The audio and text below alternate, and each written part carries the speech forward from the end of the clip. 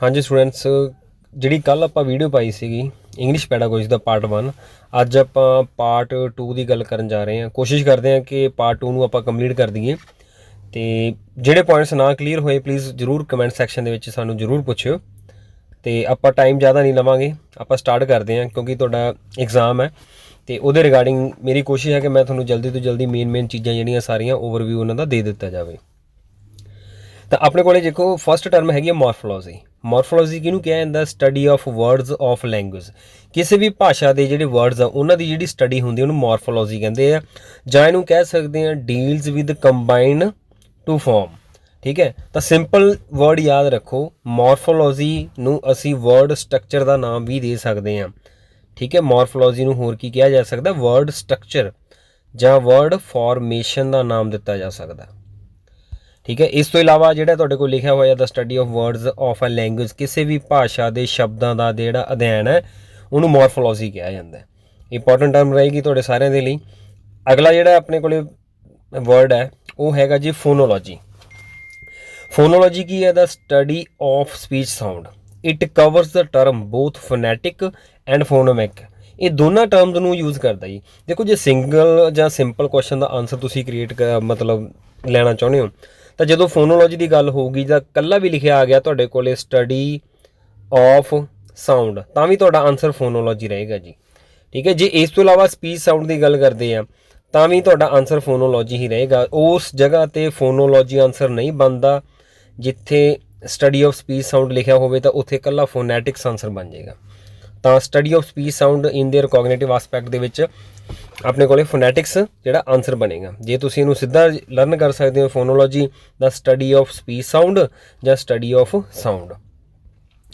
Next है syntax. Syntax is the important term. Study of sentence formation, वाकां दी बनतर दा अध्ययन हुंदा है। इनू सेंटेंस फॉर्मेशन भी कहांगे, असीं इनू सेंटेंस स्ट्रक्चर भी कहांगे। हुण जिहड़ा सेंटेंस स्ट्रक्चर बनदा जी वो किस तरीके दे नाल बनदा जी? जिहड़ा सेंटेंस जिहदे विच सबजैक्ट भी हुंदा, वर्ब भी हुंदा ते ऑबजैक्ट भी हुंदा, तो ये सारियां चीज़ां मिल के की बनाउंदियां सिंटैक्स। तो स्टडी ऑफ सेंटेंस फॉर्मेशन का नाम की है जी? सिंटैक्स बोलिया जांदा उहनूं। नैक्सट हैगा जी सिमैंटिक। ये सारियां टर्म्स ऑलरेडी एग्जाम च आ चुकी हैं जी। मॉर्फोलॉजी हो गई, फोनोलॉजी हो गई, सिंटैक्स जां सिमैंटिक की जिहदी आपां गल करन जा रहे हैं। सिमैंटिक की है? The study of nature of meaning of individual word. बस देखो तुसीं इस क्वेश्चन का आंसर किवें देना? स्टडी ऑफ जिथे मीनिंग लिखिया होगा वो तुहाडे क्वेश्चन का आंसर होगा। Study of nature of the meaning जां कला भी लिखा जे स्टडी ऑफ मीनिंग तो तुहाडा आंसर देखो मीनिंग शब्द तो याद करो, मीनिंग मैंटिक, सीमैंटिक का जिहड़ा रिलेशन है वो मीनिंग दे नाल है। तो स्टडी ऑफ मीनिंग नूं असीं बोलांगे सीमैंटिक। नैक्सट चलते हैं जी LAD। LAD असीं पहलां भी डिस्कस कर चुके हैं जी। चमोस्की द्वारा लैंग्वेज एक्विजिशन डिवाइस का सिद्धांत जिहड़ा हैगा इह दिता गया सी। इहनूं LAD नूं पंजाबी दे विच बोलिया जांदा भाषा ग्रहण करन दा सिद्धांत। भाषा ग्रहण करन दा सिद्धांत जे पंजाबी वर्जन च पुछया जाए तो 1965 च दिता गया सीगा। किहदे द्वारा दिता गया सी? नॉम चमोस्की। ते नॉम चमोस्की नूं भाषा सिद्धांत दा मनोविग्यानी मन्निया जांदा। सब तो ज़्यादा जिहड़े लैंग्वेज दे नाल रिलेटेड क्वेश्चन हुंदे आ भाषा सिद्धांत दे विग्यानी दे, वो सब तो ज़्यादा नॉम चमोस्की दे ही पुछे जाते हैं। तो एक टर्म की है इहदे विच देखो LAD। LAD की है? Language involves retrieval of information from many brain areas. ਇਹਦੇ द्वारा जिहड़ी भाषा हुंदी है जी वो इनवॉल्व हुंदी है साडे दिमाग दे ਵੱਖ-ਵੱਖ हिस्सिਆਂ ਦੇ ਵਿੱਚੋਂ। जिहड़ी भाषा साडे दिमाग दे ਵੱਖ-ਵੱਖ हिस्सिਆਂ ਵਿੱਚੋਂ निकल के पैदा हुंदी है उस चीज़ बारे जिहड़ा सिद्धांत आ वो चमोस्की द्वारा दिता गया सी, उहनूं LAD का नाम दिता जाता है। अगे चलते हैं आपां इंपॉर्टेंट वर्ड्स की गल करते हैं जी। Graphonemic refers to the shapes of letter sound and what would come next. अगला लैटर की आएगा? मान लो साढ़े कोले आ शेप है एक लैटर की, एक साढ़े कोले आ शेप है, एक आ शेप है, एक शेप है जी। ग्राफ का मीनिंग हुंदा किसी चीज़ की शेप होना। तो refers to the shape of letter sounds and मतलब एक तो शेप बारे दस्सिया जांदा इहदे विच, ते एक नैक्सट लैटर की आएगा वो ग्रामोफोनिक का नाम दिता जाता जी। आ जिहड़ी टर्म तुहाडे अगे सामने दिती हुई है इहनूं इस क्वेश्चन का आंसर की बनेगा? ग्राफोनैमिक। तो अगला जिहड़ा ਪੋਰਸ਼ਨ ਹੈਗਾ ਸਾਡੇ ਕੋਲੇ ਉਹ ਹੈਗਾ ਸਿੰਟੈਕਸਿਕ ਦਾ। ਤਾਂ ਉਹਦੇ ਵਿੱਚ ਕੀ ਆ ਦੇਖੋ, refers to the word class which would make sense based on the grammar. ਇੱਥੇ ਦਾ ਗ੍ਰਾਮਰ ਆਏਗਾ ਜੀ, ਠੀਕ ਹੈ। ਬੇਸਡ ਔਨ ਦਾ ਗ੍ਰਾਮਰ, ਜਿਹੜੀ ਚੀਜ਼ ਜਾਂ ਜਿਹੜੇ ਸ਼ਬਦ ਜਿਹੜੇ ਮੀਨਿੰਗ ਆ ਗ੍ਰਾਮਰ ਦੇ ਉੱਪਰ ਬੇਸਡ ਹੁੰਦੇ ਆ, ਸਿੰਥੈਟਿਕਸ ਬੋਲਿਆ ਜਾਂਦਾ ਉਹਨਾਂ ਨੂੰ। ਕੀ ਬੋਲਿਆ ਜਾਂਦਾ ਜੀ? ਸਿੰਥੈਟਿਕਸ। ਨੈਕਸਟ ਟਰਮ ਆ ਜਿਹੜੀ ਇਸ ਤੋਂ ਵੀ ਇੰਪੋਰਟੈਂਟ ਆ ਜੀ, ਸਮੋਲੈਸਟ ਯੂਨਿਟ ਆਫ ਸਾਊਂਡ ਜਾਂ ਲੈਂਗੁਏਜ, ਭਾਸ਼ਾ ਦੀ। ਵੈਸੇ ਤਾਂ ਜਿਹੜਾ ਫੋਨੀਮ ਦਾ ਆਨਸਰ ਡਾਇਰੈਕਟ ਬਣੂਗਾ ਜੀ ਉਹ ਕਿਹਦੇ ਤੇ ਬਣੂਗਾ? ਸਮੋਲੈਸਟ ਯੂਨਿਟ ਆਫ ਸਾਊਂਡ, ਭਾਸ਼ਾ ਦੀ ਧੁਨੀ ਦੀ ਸਭ ਤੋਂ ਛੋਟੀ ਇਕਾਈ ਨੂੰ ਫੋਨੀਮ ਕਿਹਾ ਜਾਂਦਾ ਜੀ। ਧੁਨੀ ਦੀ ਸਭ ਤੋਂ ਛੋਟੀ ਇਕਾਈ ਹੈ ਜਿਹੜੀ, ਉਹਨੂੰ ਕੀ ਨਾਮ ਦਿੱਤਾ ਜਾਂਦਾ? ਉਹਨੂੰ ਫੋਨੀਮ ਦਾ ਨਾਮ ਦਿੱਤਾ ਜਾਂਦਾ। ਨੈਕਸਟ ਹੈਗਾ smallest unit of word. Smallest unit of word ਨੂੰ ਕੀ ਬੋਲਾਂਗੇ ਅਸੀਂ? ਮੋਰਫੀਮ। ਮੋਰਫੀਮ ਦਾ ਮਤਲਬ ਕੀ ਹੁੰਦਾ? ਇੱਕ ਸ਼ਬਦ ਨੂੰ ਵੀ ਜਦੋਂ ਅਸੀਂ ਅੱਗੇ ਹੋਰ ਡਿਵਾਈਡ ਨਹੀਂ ਕਰ ਸਕਦੇ, ਠੀਕ ਹੈ। ਜਿਵੇਂ ਸਾਡੇ ਕੋਲੇ ਇੱਕ ਅਨਯੂਜ਼ੂਅਲ ਵਰਡ ਲਿਖਿਆ ਹੋਇਆ, ਠੀਕ ਹੈ। ਹੁਣ ਇਹਦੀ ਜਿਹੜੀ ਛੋਟੀ ਤੋਂ ਛੋਟੀ ਸ਼ਬਦ ਦੀ ਛੋਟੀ ਤੋਂ ਛੋਟੀ ਇਕਾਈ ਬੋਲਦੇ ਆ ਇਹਨੂੰ ਪੰਜਾਬੀ ਦੇ ਵਿੱਚ, ਸਮੋਲੈਸਟ ਯੂਨਿਟ ਆਫ ਵਰਡ। ਦੇਖੋ ਅਨ ਇੱਕ ਅਲੱਗ ਹੋ ਜਾਏਗਾ, ਯੂਜ਼ ਅਲੱਗ ਹੋ ਜਾਏਗਾ, AL ਅਲੱਗ ਹੋ ਜਾਏਗਾ। ਜੇ ਤੁਹਾਨੂੰ ਮੋਰਫੀਮ ਪੁੱਛੇ ਜਾਣਗੇ ਵੀ ਕਿੰਨੇ ਮੋਰਫੀਮਸ ਆ, ਤਾਂ ਇਹ ਜਿਹੜਾ ਵਰਡ ਹੈ ਇਹ 3 ਹਿੱਸਿਆਂ ਦੇ ਵਿੱਚ ਡਿਵਾਈਡ ਹੋ ਗਿਆ, ਇਸ ਤੋਂ ਅੱਗੇ ਨਹੀਂ ਡਿਵਾਈਡ ਹੋ ਸਕਦਾ, ਠੀਕ ਹੈ। ਤਾਂ ਇਹਦੇ ਵਿੱਚ ਜਿਹੜੇ ਮੋਰਫੀਮਸ ਦੀ ਗਿਣਤੀ ਹੋਊਗੀ ਉਹ ਕਿੰਨੀ ਰਹੇਗੀ ਜੀ? ਉਹ 3 ਰਹੇਗੀ, ਠੀਕ ਹੈ। Smallest unit of word and the, ਇਹਨੂੰ ਕੀ ਬੋਲਿਆ ਜਾਂਦਾ? Morpheme. And the smallest unit of sound ਜਾਂ ਲੈਂਗੁਏਜ, ਉਹਨੂੰ ਕੀ ਬੋਲਿਆ ਜਾਂਦਾ? ਫੋਨੀਮ ਬੋਲਿਆ ਜਾਂਦਾ। ਨੈਕਸਟ ਗੱਲ ਕਰਦੇ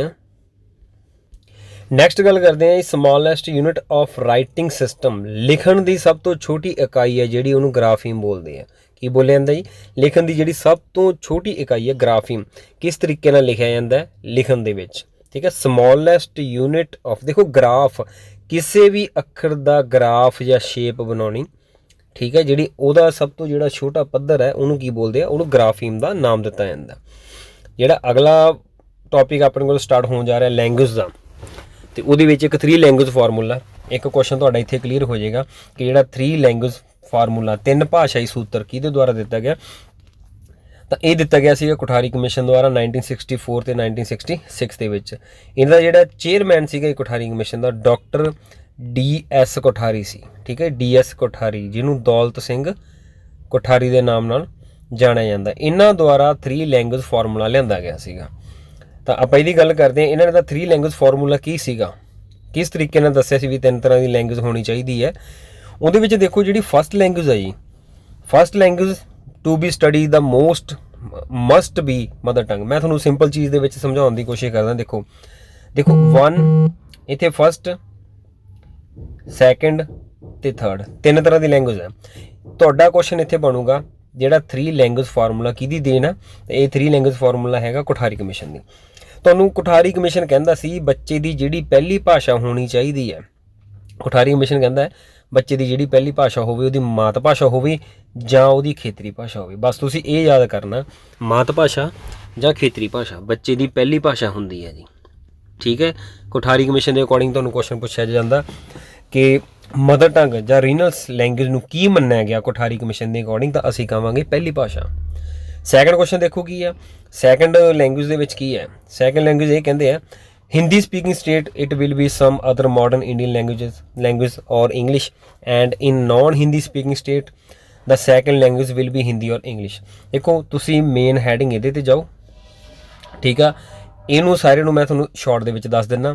ਇੱਕ ਐਗਜ਼ਾਮਪਲ ਲੈ ਕੇ ਚੱਲਦੇ ਹਾਂ। ਕੋਈ ਸਟੂਡੈਂਟ ਮੰਨ ਲਓ ਹਰਿਆਣੇ ਦਾ, ਠੀਕ ਹੈ ਜੀ, ਹਰਿਆਣਾ ਸਟੇਟ ਦਾ ਇੱਕ ਸਟੂਡੈਂਟ ਹੈ। ਤਾਂ ਹੁਣ ਦੇਖੋ ਜਿਹੜੀ ਉਹਦੀ ਫਸਟ ਲੈਂਗੁਏਜ ਹੋਊਗੀ ਉਹਦੀ ਮਦਰ ਟੰਗ ਹੋਊਗੀ, ਪਹਿਲਾ ਪੁਆਇੰਟ, ਠੀਕ ਹੈ। ਮਦਰ ਟੰਗ ਦੇ ਵਿੱਚ ਮਦਰ ਟੰਗ ਦੇ ਜਾਂ ਤਾਂ ਮਦਰ ਟੰਗ ਹੋ ਸਕਦੀ ਹੈ ਜਾਂ ਉਸ ਰੀਜਨ ਦੀ ਕੋਈ ਵੀ ਜਿਹੜੀ ਖੇਤਰੀ ਭਾਸ਼ਾ ਹੋਊਗੀ ਉਹ ਉਹਦੀ ਪਹਿਲੀ ਲੈਂਗੁਏਜ ਬਣ ਜਾਊਗੀ। Okay, clear. ਫਿਰ ਅਸੀਂ ਸੈਕਿੰਡ ਤੇ ਚੱਲਦੇ ਹਾਂ। ਜਦੋਂ ਹਰਿਆਣੇ ਦੇ ਸਟੂਡੈਂਟ ਦੀ ਸੈਕਿੰਡ ਲੈਂਗੁਏਜ ਦੀ ਗੱਲ ਕੀਤੀ ਜਾਊਗੀ, ਠੀਕ ਹੈ, ਤਾਂ ਉਹਦਾ ਕੀ ਹੋਏਗਾ ਪੋਰਸ਼ਨ? ਹਰਿਆਣੇ ਦੇ ਬੱਚੇ ਦੀ ਮੰਨ ਲਓ ਸੈਕਿੰਡ ਲੈਂਗੁਏਜ ਦੀ, ਉਹ ਕਹਿੰਦੇ ਹਿੰਦੀ ਸਪੀਕਿੰਗ ਸਟੇਟਸ, ਇਹ 'ਚ ਜਾਣ ਦੀ ਲੋੜ ਨਹੀਂ। ਤਾਂ ਤੁਸੀਂ ਕੀ ਕਹਿ ਸਕਦੇ ਹੋ? ਦੇਖੋ ਹਰਿਆਣਵੀ ਮੰਨ ਲਓ ਹਰਿਆਣੇ ਦੇ ਬੱਚੇ ਦੀ ਆ, ਤਾਂ ਉਹਦੀ ਹਰਿਆਣਵੀ ਇੱਕ ਉਹਦੀ ਮਦਰ ਟੰਗ ਹੋ ਗਈ ਜਾਂ ਲੈਂਗੁਏਜ ਹੋ ਗਈ। ਸੈਕਿੰਡ ਜਾਂ ਤਾਂ ਉਹ ਹਿੰਦੀ ਕਰ ਸਕਦਾ ਜਾਂ ਕੀ ਕਰ ਸਕਦਾ? ਇੰਗਲਿਸ਼ ਕਰ ਸਕਦਾ। ਜਿਹੜੀ ਵੀ ਆਪਣੀ ਮਾਤ ਭਾਸ਼ਾ ਤੋਂ ਇਲਾਵਾ ਕੋਈ ਭਾਸ਼ਾ ਸਿੱਖੀ ਜਾਊਗੀ ਬੱਚੇ ਦੁਆਰਾ, ਉਹ ਬੱਚੇ ਦੀ ਦੂਸਰੀ ਭਾਸ਼ਾ ਬਣ ਜੂਗੀ। ਆ ਜਿਹੜਾ ਬਾਕੀ ਸਟੈਪ ਸਾਰੇ ਦਿੱਤੇ ਹੋਇਆ, ਇਹਦੇ ਵਿੱਚ ਜਾਣ ਦੀ ਤੁਹਾਨੂੰ ਕੋਈ ਲੋੜ ਨਹੀਂ, ਠੀਕ ਹੈ। ਫਿਰ ਅੱਗੇ ਦੱਸਦਾ ਤੁਹਾਨੂੰ ਜੇ ਅਸੀਂ ਥਰਡ ਲੈਂਗੁਏਜ ਦੀ ਗੱਲ ਕਰਾਂਗੇ ਤਾਂ ਤੁਸੀਂ ਇਹ ਦੇਖੋ, ਜੇ ਅਸੀਂ ਫਸਟ ਲੈਂਗੁਏਜ ਦੀ ਗੱਲ ਕੀਤੀ ਸੀ ਤਾਂ ਉਸ ਪਰਸਨ ਦੀ ਹਰਿਆਣਵੀ ਲੈਂਗੁਏਜ ਫਸਟ ਹੋ ਜਾਊਗੀ, ਸੈਕੰਡ ਕੀ ਹੋਊਗੀ, ਜਾਂ ਹਿੰਦੀ ਹੋਊਗੀ ਤੇ ਜਾਂ ਕੀ ਹੋਊਗੀ, ਇੰਗਲਿਸ਼ ਹੋਊਗੀ। ਕੋਠਾਰੀ ਕਮਿਸ਼ਨ ਕਹਿੰਦਾ ਸੀ ਜਿਹੜੀ ਤੀਸਰੀ ਲੈਂਗੁਏਜ ਹੋਊਗੀ ਨਾ ਬੱਚੇ ਦੀ, ਉਹ ਕੀ ਹੋਊਗੀ, ਜਿਹੜੀ ਉਹਨੇ ਸੈਕੰਡ ਦੇ ਵਿੱਚ ਆਪਟ ਕੀਤੀਆਂ ਹੋਣਗੀਆਂ, ਜਾਂ ਹਿੰਦੀ ਜਾਂ ਇੰਗਲਿਸ਼, ਇਹਨਾਂ ਤੋਂ ਇਲਾਵਾ ਕੋਈ ਵੀ ਥਰਡ ਇੰਡੀਅਨ ਲੈਂਗੁਏਜ ਹੋ ਸਕਦੀ ਆ, ਕੋਈ ਵੀ ਤੀਸਰੀ ਲੈਂਗੁਏਜ ਹੋ ਸਕਦੀ ਆ। ਪਰ ਜਿਹੜੀ ਉਹਨੇ ਸੈਕੰਡ ਦੇ ਵਿੱਚ ਚੂਜ਼ ਕੀਤੀ ਸੀ ਉਹਨੂੰ ਅਸੀਂ ਥਰਡ ਦੇ ਵਿੱਚ ਕੰਸੀਡਰ ਨਹੀਂ ਕਰਾਂਗੇ। ਗੱਲ ਕਲੀਅਰ ਹੈ? ਜੇ ਤੁਹਾਨੂੰ ਇੱਥੋਂ ਤੱਕ ਕਲੀਅਰ ਹੋ ਚੁੱਕਿਆ ਤਾਂ ਬਹੁਤ ਵਧੀਆ ਗੱਲ ਹੈ। ਨਹੀਂ ਮੈਂ ਤੁਹਾਨੂੰ ਸ਼ਾਰਟ ਦੇ ਵਿੱਚ ਇੱਕ ਚੀਜ਼ ਹੋਰ ਕਲੀਅਰ ਕਰਾਉਣਾ, ਉਹ ਇਹ ਹੈ ਜੇ ਅਸੀਂ ਹਰਿਆਣਾ ਨੂੰ ਲੈ ਕੇ ਚੱਲੇ ਸੀ ਤਾਂ ਅਸੀਂ ਪੰਜਾਬ ਨੂੰ ਲੈ ਕੇ ਚੱਲੋ, ਕਿਉਂਕਿ ਤੁਹਾਨੂੰ ਆਪਣੇ 'ਤੇ ਜ਼ਿਆਦਾ ਸਮਝ ਆਊਗੀ। ਤੁਸੀਂ ਪੰਜਾਬੀ ਹੋ, ਠੀਕ ਹੈ, ਤਾਂ ਪੰਜਾਬੀ ਦੇ ਵਿੱਚ ਤੁਹਾਡੀ ਪੰਜਾਬੀ ਜਿਹੜੀ ਮਦਰ ਟੰਗ ਹੋ ਗਈ ਫਸਟ, ਉਹ ਤੁਹਾਡੀ ਪਹਿਲੀ ਲੈਂਗੁਏਜ ਹੋ ਗਈ। ਸੈਕੰਡ ਸਿੱਖਣ ਦੇ ਲਈ ਤੁਸੀਂ ਕੀ ਕਰੋਗੇ, ਜਾਂ ਤਾਂ ਹਿੰਦੀ ਸਿੱਖੋਗੇ ਤੇ ਜਾਂ ਕੀ ਸਿੱਖੋਗੇ, ਇੰਗਲਿਸ਼। ਇਹ ਤੁਹਾਡੀ ਹੋ ਗਈ ਸੈਕੰਡ। ਕਲੀਅਰ? ਜਦੋਂ ਤੁਸੀਂ ਥਰਡ ਲੈਂਗੁਏਜ ਸਿੱਖਣ ਦੀ ਕੋਸ਼ਿਸ਼ ਕਰੋਗੇ ਥਰਡ ਲੈਂਗੁਏਜ ਦੇ ਵਿੱਚ, ਤਾਂ ਤੁਹਾਡੀ ਜਿਹੜੀ ਥਰਡ ਲੈਂਗੁਏਜ ਹੈ ਉਹ ਹਿੰਦੀ ਤੇ ਇੰਗਲਿਸ਼ ਤੋਂ ਇਲਾਵਾ ਕੋਈ ਵੀ ਲੈਂਗੁਏਜ ਹੋ ਸਕਦੀ ਹੈ ਜਿਹੜੀ ਇੰਡੀਆ ਦੀ ਤੁਸੀਂ ਚੂਜ਼ ਕਰਨੀ ਹੈ। ਗੱਲ ਕਲੀਅਰ ਹੋ ਗਈ? ਇਹ ਸੀਗਾ 3 ਭਾਸ਼ਾਈ ਸੂਤਰ। ਜਿਹੜਾ 3 ਭਾਸ਼ਾਈ ਸੂਤਰ ਆ ਇਹ ਕੋਠਾਰੀ ਕਮਿਸ਼ਨ ਦੁਆਰਾ ਦਿੱਤਾ ਗਿਆ ਸੀਗਾ। ਉਮੀਦ ਕਰਦਾ ਕਿ ਤੁਹਾਨੂੰ ਇੱਥੋਂ ਤੱਕ ਇਹ ਚੀਜ਼ ਕਲੀਅਰ ਹੋ ਚੁੱਕੀ ਹੋਊਗੀ। ਅੱਗੇ ਚੱਲਦੇ ਹਾਂ ਜੀ ਆਪਾਂ। ਅੱਗੇ ਵਰਡ ਦਿੱਤਾ ਹੋਇਆ ਜੀ ਐਕੁਜੀਸ਼ਨ। ਐਕੁਜੀਸ਼ਨ ਦਾ ਮਤਲਬ ਹੁੰਦਾ ਜੀ ਗ੍ਰਹਿਣ ਕਰਨਾ, ਠੀਕ ਹੈ। ਐਕੁਜੀਸ਼ਨ ਦੇ ਨਾਲ ਹੀ ਇੱਕ ਚੀਜ਼ ਆਉਂਦੀ ਹੈ ਲਰਨਿੰਗ। ਲਰਨਿੰਗ ਐਂਡ ਐਕੁਜੀਸ਼ਨ, ਇਹ ਦੋਨੋਂ ਪੋਰਸ਼ਨ ਇਕੱਠੇ ਪੁੱਛੇ ਜਾਂਦੇ ਹੁੰਦੇ ਆ, ਇਹਦੇ ਅਲੱਗ-ਅਲੱਗ ਪ੍ਰਿੰਸੀਪਲਸ ਵੀ ਹੁੰਦੇ ਆ, ਠੀਕ ਹੈ। ਤਾਂ ਦੇਖੋ ਐਕੁਜੀਸ਼ਨ ਦਾ ਪੁੱਛਿਆ ਜਾਵੇ, ਐਕੁਜੀਸ਼ਨ ਹੁੰਦਾ ਗ੍ਰਹਿਣ ਕਰਨਾ। ਤੁਸੀਂ ਕਿਸੇ ਚੀਜ਼ ਨੂੰ ਗ੍ਰਹਿਣ ਕਰਦੇ ਹੋ ਨਾ, ਤਾਂ ਤੁਸੀਂ ਅਨਕੌਂਸ਼ੀਅਸ ਮਾਈਂਡ ਦੇ ਨਾਲ ਕਰਦੇ ਹੋ, ਅਚੇਤਨ ਮਨ ਨਾਲ ਕਰਦੇ ਹੋ। ਲਰਨਿੰਗ ਕੀ ਹੁੰਦੀ ਹੈ? ਇਹ ਲਰਨਿੰਗ ਤੁਹਾਡੀ ਫਾਰਮਲ ਹੋ ਸਕਦੀ ਆ, ਠੀਕ ਹੈ, ਫਾਰਮਲ, ਇਨਫਾਰਮਲ, ਨਾਨ ਫਾਰਮਲ, ਇਹ ਸਾਰੇ ਪ੍ਰੋਸੈਸ ਲਰਨਿੰਗ ਦੇ ਰਹਿਣਗੇ ਜੀ। ਤੇ ਜੇ ਤੁਹਾਨੂੰ ਇਹ ਪੁੱਛਿਆ ਜਾਵੇ ਕਿ ਵੀ ਐਕੁਜੀਸ਼ਨ ਕੀ ਹੈ, ਜਿੱਥੇ ਤੁਸੀਂ ਕੋਈ ਚੀਜ਼ ਅਨਕੌਂਸ਼ੀਅਸ ਮਾਈਂਡ ਨਾਲ ਸਿੱਖਦੇ ਹੋ ਨਾ, ਉਹ ਐਕੁਜੀਸ਼ਨ ਹੁੰਦਾ ਹੈ। ਤੇ ਜਿੱਥੇ ਤੁਸੀਂ ਕੌਂਸ਼ੀਅਸ ਮਾਈਂਡ ਨਾਲ ਸਿੱਖਦੇ ਹੋ ਉਹਨੂੰ ਲਰਨਿੰਗ ਦਾ ਨਾਮ ਦਿੱਤਾ ਜਾਂਦਾ ਹੈ। ਓਕੇ, ਤਾਂ ਅਗਲਾ ਪੋਰਸ਼ਨ ਜਿਹੜਾ ਸਾਡੇ ਕੋਲ ਹੈਗਾ ਲਿੰਗੁਇਸਟਿਕ ਸਾਇੰਸ। ਲਿੰਗੁਇਸਟਿਕ ਕੀ ਹੈ ਜੀ? ਇੱਕ ਭਾਸ਼ਾਵਾਦੀ ਹੁੰਦਾ ਜੀ, ਠੀਕ ਹੈ। ਭਾਸ਼ਾ ਦੀ ਜਿਹੜੀ ਬ੍ਰਾਂਚ ਹੈ, ਲੈਂਗੁਏਜ ਦੀ ਜਿਹੜੀ ਬ੍ਰਾਂਚ ਹੈ ਜੀ, ਠੀਕ ਹੈ। ਸਟੱਡੀ ਆਫ ਲੈਂਗੁਏਜ ਜਾਂ ਸਟੱਡੀ ਦੀ ਜਿਹੜੀ ਬ੍ਰਾਂਚ ਆ ਉਹਨੂੰ ਕੀ ਨਾਮ ਦਿੱਤਾ ਜਾਂਦਾ? ਉਹਨੂੰ ਲਿੰਗੁਇਸਟਿਕ ਦਾ ਨਾਮ ਦਿੱਤਾ ਜਾਂਦਾ। ਫੋਨੀਮ ਬਾਰੇ ਅਸੀਂ ਗੱਲ ਕਰ ਚੁੱਕੇ ਹਾਂ, ਫੋਨੈਟਿਕਸ ਬਾਰੇ ਵੀ ਗੱਲ ਕਰ ਚੁੱਕੇ ਹਾਂ। ਜੇ ਕਿਤੇ ਫੋਨੀਮਸ ਮੈਂ ਤੁਹਾਨੂੰ ਦੱਸਿਆ ਸੀਗਾ, ਜਿਹੜੇ ਫੋਨੀਮਸ ਹੁੰਦੇ ਆ, ਠੀਕ ਹੈ, ਉਹਨਾਂ ਨੂੰ ਅਸੀਂ ਸਾਊਂਡ ਦੇ ਨਾਲ ਕੰਸੀਡਰ ਕਰਦੇ ਹਾਂ। ਕਿਹਦੇ ਨਾਲ ਕਰਦੇ ਹਾਂ? ਸਾਊਂਡਸ ਨਾਲ। ਤਾਂ ਇੰਗਲਿਸ਼ ਦੇ ਵਿੱਚ ਤੁਹਾਨੂੰ ਫੋਨੀਮਸ ਪੁੱਛੇ ਜਾਣ, ਸਾਊਂਡਸ ਪੁੱਛੇ ਜਾਣ, ਤਾਂ ਉਹਨਾਂ ਦੀ ਗਿਣਤੀ ਕਿੰਨੀ ਹੋਊਗੀ? 44 ਹੋਊਗੀ। ਇਹਨੂੰ ਮੈਂ ਅੱਗੇ ਜਾ ਕੇ ਡਿਫਾਈਨ ਕਰਦਾ। ਅੱਗੇ ਸਾਡੇ ਕੋਲ ਹੈਗਾ ਮੋਰਫੀਮ। ਮੋਰਫੀਮ ਨੂੰ ਅਸੀਂ ਪੜ੍ਹ ਚੁੱਕੇ ਹਾਂ ਜੀ। Morpheme is the smallest linguistic part of a word that can have a meaning, ਜਿਹਦਾ ਆਪਣਾ ਮੀਨਿੰਗ ਹੁੰਦਾ। ਇਨ ਅਦਰ ਵਰਡ, ਕਹਿੰਦਾ ਦੂਸਰੇ ਸ਼ਬਦਾਂ 'ਚ ਅਸੀਂ ਕੀ ਕਹਿ ਸਕਦੇ ਹਾਂ? It is the smallest meaningful part of word, ਕਿਸੇ ਵੀ ਸ਼ਬਦ ਦੀ ਸਭ ਤੋਂ ਛੋਟੀ ਇਕਾਈ ਹੁੰਦੀ। ਦੇਖੋ ਮੋਰਫੀਮ, ਤਾਂ ਇਹ ਕਿਸੇ ਵੀ ਸ਼ਬਦ ਦੀ ਸਭ ਤੋਂ ਛੋਟੀ ਇਕਾਈ ਹੋਊਗੀ। ਐਗਜ਼ਾਮਪਲ ਦੇ ਵਿੱਚ ਮੋਰਫੀਮ ਵੁੱਡ ਬੀ ਦਾ ਪਾਰਟ, ਜਿਵੇਂ ਅਨਬ੍ਰੇਕਏਬਲ, ਤਾਂ ਇੱਕ ਅਨਬ੍ਰੇਕੇਬਲ ਵਰਡ ਹੈ ਜੀ, ਤਾਂ ਇਹਨੂੰ 3 ਹਿੱਸਿਆਂ ਦੇ ਵਿੱਚ ਡਿਵਾਈਡ ਕਰਤੇ, ਇਸ ਤੋਂ ਅੱਗੇ ਨਹੀਂ ਕਰ ਸਕਦੇ, ਠੀਕ ਹੈ। ਤਾਂ ਇਹਦੇ ਵਿੱਚ 3 ਮੋਰਫੀਮਸ ਆ ਜਾਣਗੇ, ਠੀਕ ਹੈ। ਤਾਂ ਇਟ ਮੀਨਸ ਇਸ ਸ਼ਬਦ ਦੀ ਜਿਹੜੀ ਸਭ ਤੋਂ ਛੋਟੀ ਇਕਾਈ ਇੱਕ ਆਹ ਬਣ ਚੁੱਕੀ ਹੈ, ਇੱਕ ਆਹ ਬਣ ਚੁੱਕੀ ਹੈ, ਤੇ ਇੱਕ ਆਹ ਬਣ ਚੁੱਕੀ ਹੈ, ਠੀਕ ਹੈ। ਤਾਂ ਇਹ ਹੁੰਦੀ ਹੈ ਜੀ ਇਹਦਾ smallest meaningful part of a word. Next ਦੇਖੋ ਕੀ ਹੈ, ਕਹਿੰਦਾ there are 2 types of morphemes. 2 types ਹੁੰਦੀਆਂ ਮੋਰਫੀਮਸ ਦੀਆਂ। ਕਿਹੜੀਆਂ? ਇੱਕ ਹੁੰਦੇ ਫ੍ਰੀ ਤੇ ਇੱਕ ਹੁੰਦੇ bond morphemes.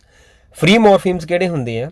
Can stand alone with specific meaning, ਜਿਨ੍ਹਾਂ ਦਾ ਆਪਣਾ ਖੁਦ ਦਾ ਇੱਕ ਅਰਥ ਹੁੰਦਾ, ਮੀਨਿੰਗ ਹੁੰਦਾ। ਜਿਵੇਂ ਈਟ, ਡੇਟ, ਵੀਕ, ਇਹ ਸਾਰੇ ਕੀ ਹੈ ਜੀ? ਇਹ ਸਾਰੇ ਇੱਕ ਫ੍ਰੀ ਮੋਰਫੀਮ ਹੈ, ਜਿਨ੍ਹਾਂ ਦਾ ਆਪਣਾ ਖੁਦ ਦਾ ਇੱਕ ਕਹਿ ਲਓ ਕਿ ਮੀਨਿੰਗ ਹੈ।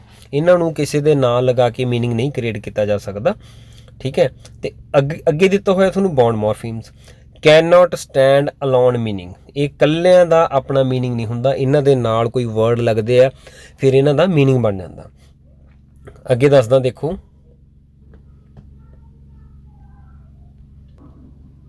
ਫ੍ਰੀ ਮੋਰਫੀਮ ਦੇ ਵਿੱਚ ਕੀ ਲਿਖਿਆ ਹੋਇਆ?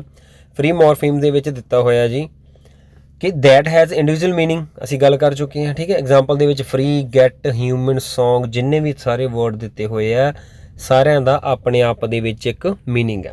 ਤੇ ਬੌਂਡ ਮੋਰਫੀਮ ਕੀ ਸੀਗਾ? Morpheme that doesn't have any independent meaning, अपना खुद का मीनिंग नहीं होगा, किसी दे नाल लग के ही मीनिंग बनूगा, ठीक है। उन्होंने असीं बॉन्ड मॉर्फीम कहने हैं। जिवें देखो लैस वर्ड किसी दे नाल लगूगा, फिर ਉਹਦਾ मीनिंग नैस हो गया, ठीक है, प्री हो गया, अन हो गया, मैंट हो गया। ये सारे वर्ड किसी ना किसी वर्ड के नाल जुड़नगे ना, फिर ਉਹਦਾ मीनिंग बनाउणगे, ਉਹਦੇ ਨਾਲ जा के ये बाउंड हो जाएंगे, जुड़ जाएंगे, ठीक है। जिवें हैल्पलैस लिखता जी, मान लो एक हैल्प आ तो फिर वो हैल्पलैस हो गया। आ वर्ड जिन्ना चिर ये ना नहीं लग्या, ठीक है, ਇਹਦਾ अपना खुद का मीनिंग नहीं बनाया, ਅਸੀਂ ਇਹਨੂੰ हैल्प ਦੇ ਨਾਲ जोड़ के ਇਹਨੂੰ बाउंड करता, तो ये एक हैल्पलैस बन गया, ठीक है। तो अगे चलते हैं आप नैक्सट पोर्शन ते। अगे पोर्शन सानू दिता है सिमेंटिक का। ये सारिया चीज़ां असीं डिस्कस कर चुके हैं। हो सकता किते ना किते मैं थोड़ा फास्ट भी चल रहा होवां, तो प्लीज़ इनू रिवाइज करके दोबारा सुनने की कोशिश करियो। मेरा मकसद है कि सिर्फ मेन पॉइंट्स से डिस्कस करिए। सिमेंटिक तुहानू मीनिंग नाल रिलेटेड दसता सीगा। सिंटैक्स तुहानू की दसांगे, स्टडी ऑफ सेंटेंस फॉर्मेशन। रिसैप्टिव ते प्रोडक्टिव स्किल बहुत पुछियां जांदियां जी।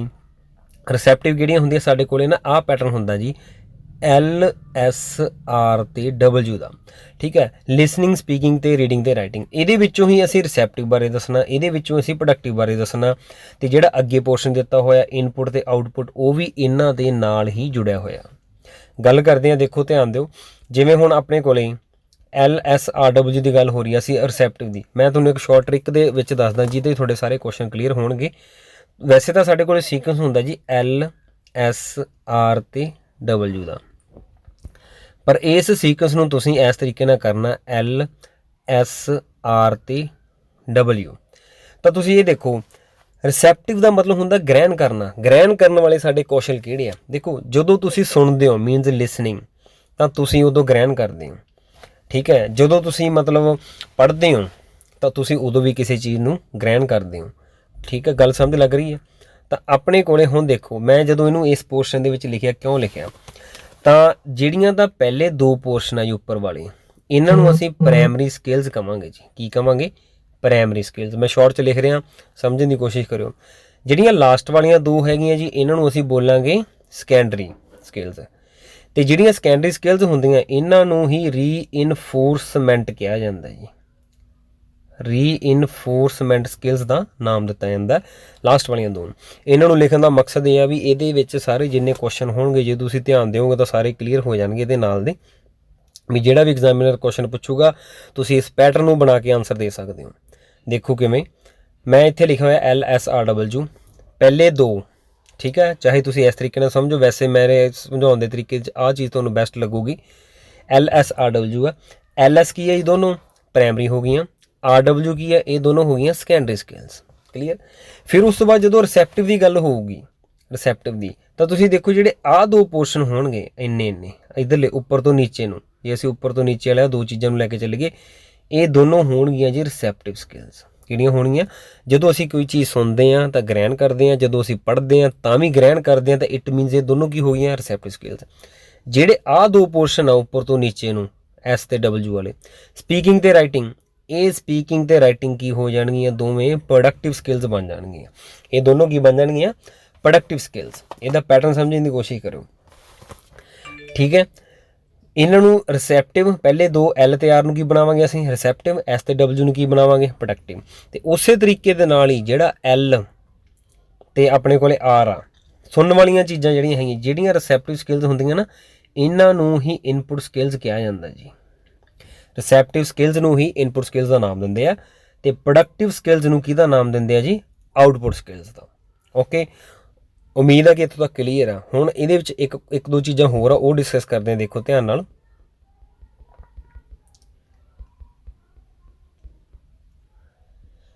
आ फस्ट वालियां दो प्राइमरी हो गई, लास्ट वालियां दो सैकेंडरी हो गई। जिहड़ियां तुहाडे कोले उपर वालियां दो होणगियां, इन्हां नूं ही असीं ऑरल स्किल्स बोलते हैं। की बोलते हैं जी? ऑरल। ते जिहड़ियां दो लास्ट वालियां हैगियां, इन्हां नूं ही असीं रिटन स्किल्स बोलते हैं। क्लीयर है जी? इनू दोबारा देख लिओ, फिर तुहानूं सारी चीज़ क्लीयर हो जूगी। इहदे विच असीं रिसैप्टिव्स की गल भी कर चुके हैं, प्रोडक्टिव की गल भी की है, इनपुट ते आउटपुट की भी की है। जिहड़ा तुहानूं मैं पैटर्न इत्थे दस्सिया होया ना, इहदे अकॉर्डिंग तुहानूं अंडरस्टैंड हो जाऊगी सारी चीज़। अगे साडे कोले हैगा मोस्ट इंपॉर्टेंट वर्ड स्कैनिंग ते स्किमिंग। ਸਕੈਨਿੰਗ ਤੇ ਸਕਿਮਿੰਗ, ਇੱਕ ਕੁਐਸਚਨ ਇੱਥੇ ਇੱਕ ਸਮਝ ਲਓ, ਜਿਹੜਾ ਸਕੈਨਿੰਗ ਤੇ ਸਕਿਮਿੰਗ ਆ ਇਹ ਦੋਨੋਂ ਰੀਡਿੰਗ ਸਕਿੱਲ ਦੀਆਂ ਸਬ ਸਕਿੱਲਸ ਆ ਜੀ। LSRW ਆਉਂਦਾ ਨਾ ਆਪਣੇ ਕੋਲੇ, ਰੀਡਿੰਗ ਸਕਿੱਲ ਜਿਹੜੀ ਹੈਗੀ ਆ ਸਾਡੀ ਉਹਦੇ ਅਗਲੇ ਪਾਰਟ ਆ, ਮਤਲਬ ਉਹਦੀਆਂ ਸਬ ਸਕਿੱਲਸ ਕਿਹਾ ਜਾਂਦਾ ਜੀ ਇਹਨਾਂ ਨੂੰ, ਕਿਹਨਾਂ ਨੂੰ, ਸਕੈਮਿੰਗ ਤੇ ਸਕੈਨਿੰਗ ਨੂੰ। ਤਾਂ ਅਸੀਂ ਸਕੈਨਿੰਗ ਤੇ ਸਕਿਮਿੰਗ ਦੀ ਗੱਲ ਕਰਦੇ ਹਾਂ ਵੀ ਦੋਨੋਂ ਕੀ ਆ, ਕਿਵੇਂ ਪੁੱਛੇ ਜਾਂਦੇ ਕੁਐਸਚਨ। ਜੇ ਤੁਹਾਨੂੰ ਸਕੈਨਿੰਗ ਦਾ ਕੁਐਸਚਨ ਪੁੱਛਿਆ ਜਾਊਗਾ ਜੀ, ਸਕੈਨਿੰਗ ਕੀ ਹੁੰਦਾ ਜੀ, scanning is the style of reading ਹੁੰਦਾ ਇੱਕ, ਠੀਕ ਹੈ, ਜਿਹਦੇ ਵਿੱਚ ਇੱਕ ਪੜ੍ਹਨ ਵਾਲਾ ਇੱਕ ਪਰਟੀਕੂਲਰ ਪੀਸ ਆਫ ਇਨਫੋਰਮੇਸ਼ਨ ਨੂੰ ਚੱਕਦਾ ਜੀ, ਠੀਕ ਹੈ। ਜਦੋਂ ਤੁਸੀਂ ਕਿਸੇ ਪਰਟੀਕੂਲਰ ਪੀਸ ਆਫ ਇਨਫੋਰਮੇਸ਼ਨ ਦੀ ਗੱਲ ਕਰੋਗੇ, ਮੰਨ ਲਓ ਇੱਕ ਇੱਥੇ ਕੋਈ ਲਾਈਨ ਲਿਖੀ ਹੋਈ ਹੈ, ਤਾਂ ਤੁਸੀਂ ਇਹਦੇ ਵਿੱਚੋਂ ਇੱਕ ਪੀਸ ਆਫ ਇਨਫੋਰਮੇਸ਼ਨ ਚੱਕ ਲਿਆ ਜਿਹੜਾ ਤੁਹਾਡੀ ਨੌਲੇਜ ਲਈ ਆ, ਠੀਕ ਹੈ। ਤੁਸੀਂ ਜਿਹੜੀ ਮੈਂ ਵਰਡਿੰਗ ਦੱਸ ਰਿਹਾ ਇਹਨੂੰ ਨੋਟ ਕਰ ਲਿਓ ਜਾਂ ਇਹਨੂੰ ਸਾਈਡ 'ਤੇ ਲਿਖ ਸਕਦੇ ਹੋ। ਮੈਂ ਵਰਡਿੰਗ ਤੁਹਾਡੇ ਲਈ ਬੋਲ ਰਿਹਾ ਸਕੈਨਿੰਗ ਦੀ, ਠੀਕ ਹੈ। ਸਕੈਨਿੰਗ ਦੇ ਵਿੱਚ ਇੱਕ ਲਾਈਨ ਇਸ ਤਰ੍ਹਾਂ ਦੀ ਮਿਲ ਸਕਦੀ ਹੈ, when a reader looks for a particular piece of information, ਠੀਕ ਹੈ ਜੀ। ਵੈਨ ਅ ਰੀਡਰ ਮਤਲਬ ਪੜ੍ਹਨ ਵਾਲਾ, looks for particular information, handwriting ਤੇ ਨਾ ਜਾਇਓ, ਠੀਕ ਹੈ ਜੀ, ਗੱਲਾਂ ਨੂੰ ਸਮਝਣ ਦੀ ਕੋਸ਼ਿਸ਼ ਕਰੋ। ਜਦੋਂ ਪੜ੍ਹਨ ਵਾਲਾ ਇੱਕ ਪੀਸ ਆਫ ਇਨਫੋਰਮੇਸ਼ਨ ਨੂੰ ਹੀ ਦੇਖਦਾ ਹੈ, ਲੋੜੀ ਦੀ ਜਾਣਕਾਰੀ ਨੂੰ ਹੀ ਕੱਢਦਾ, ਠੀਕ ਹੈ, ਉਹਨੂੰ ਅਸੀਂ ਸਕੈਨਿੰਗ ਕਹਿੰਦੇ ਹਾਂ। ਸਕੈਨਿੰਗ ਨੂੰ ਸੀਰੀਅਸ ਤੇ ਫੋਕਸਡ ਰੀਡਿੰਗ ਵੀ ਕਿਹਾ ਜਾਂਦਾ ਜੀ। ਸਕੈਨਿੰਗ ਨੂੰ ਹੋਰ ਕੀ ਨਾਮ ਦਿੱਤਾ ਜਾਂਦਾ, ਸੀਰੀਅਸ ਤੇ ਫੋਕਸਡ ਰੀਡਿੰਗ। ਸੀਰੀਅਸ ਹੋ ਕੇ ਤੇ ਫੋਕਸ ਕਰਕੇ ਜਦੋਂ ਤੁਸੀਂ ਕੋਈ ਚੀਜ਼ ਪੜ੍ਹਦੇ ਹੋ ਤਾਂ ਤੁਸੀਂ ਉਹ ਸਕੈਨ ਕਰ ਲੈਂਦੇ ਹੋ, ਠੀਕ ਹੈ ਨਾ। ਮੰਨ ਲਓ ਤੁਸੀਂ ਨਿਊਜ਼ਪੇਪਰ ਪੜ੍ਹ ਰਹੇ ਹੋ ਤਾਂ ਤੁਸੀਂ ਉਹਦੇ ਵਿੱਚੋਂ ਸਿਰਫ ਇੱਕ ਸਰਟੇਨ ਇਨਫੋਰਮੇਸ਼ਨ ਹੀ ਚੱਕੋਗੇ। ਤੁਸੀਂ ਬੁੱਕ ਪੜ੍ਹ ਰਹੇ ਹੋ, ਉਹਦੇ 'ਚੋਂ ਜਦੋਂ ਤੁਸੀਂ ਕੁਐਸਚਨ ਦੇ ਆਨਸਰ ਲੱਭਣ ਦੀ ਕੋਸ਼ਿਸ਼ ਕਰਦੇ ਹੋ ਨਾ, ਤਾਂ ਉਦੋਂ ਤੁਸੀਂ ਸਕੈਨਿੰਗ ਕਰ ਰਹੇ ਹੁੰਦੇ ਹੋ। ਕਲੀਅਰ ਹੈ ਜੀ।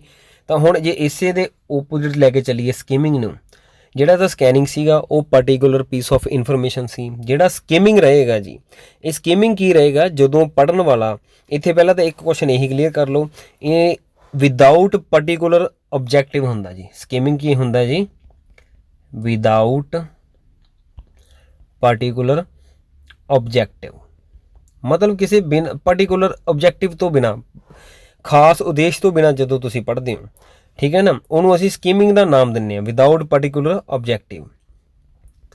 ਤਾਂ ਹੋਰ ਸਕਿਮਿੰਗ ਨੂੰ ਅਸੀਂ ਕੀ ਕਹਿ ਸਕਦੇ ਹਾਂ, ਜਿਹੜੀ ਸਕਿਮਿੰਗ ਆ, ਲਾਸਟ ਈਅਰ ਇੱਕ ਕੁਐਸਚਨ ਦੇ ਵਿੱਚ ਆਪਸ਼ਨ ਆ ਬਣ ਕੇ ਆਈ ਸੀਗੀ, ਅਰਾਈਵ ਐਟ ਦਾ ਜਿਸਟ। ਜਦੋਂ ਆਹ ਆਪਸ਼ਨ ਮਿਲ ਗਈ ਮੰਨ ਲਓ ਸਕਿਮਿੰਗ ਦੀ, ਤਾਂ ਤੁਹਾਡਾ ਆਨਸਰ ਹੋਊਗਾ ਅਰਾਈਵ ਐਟ ਦਾ ਜਿਸਟ।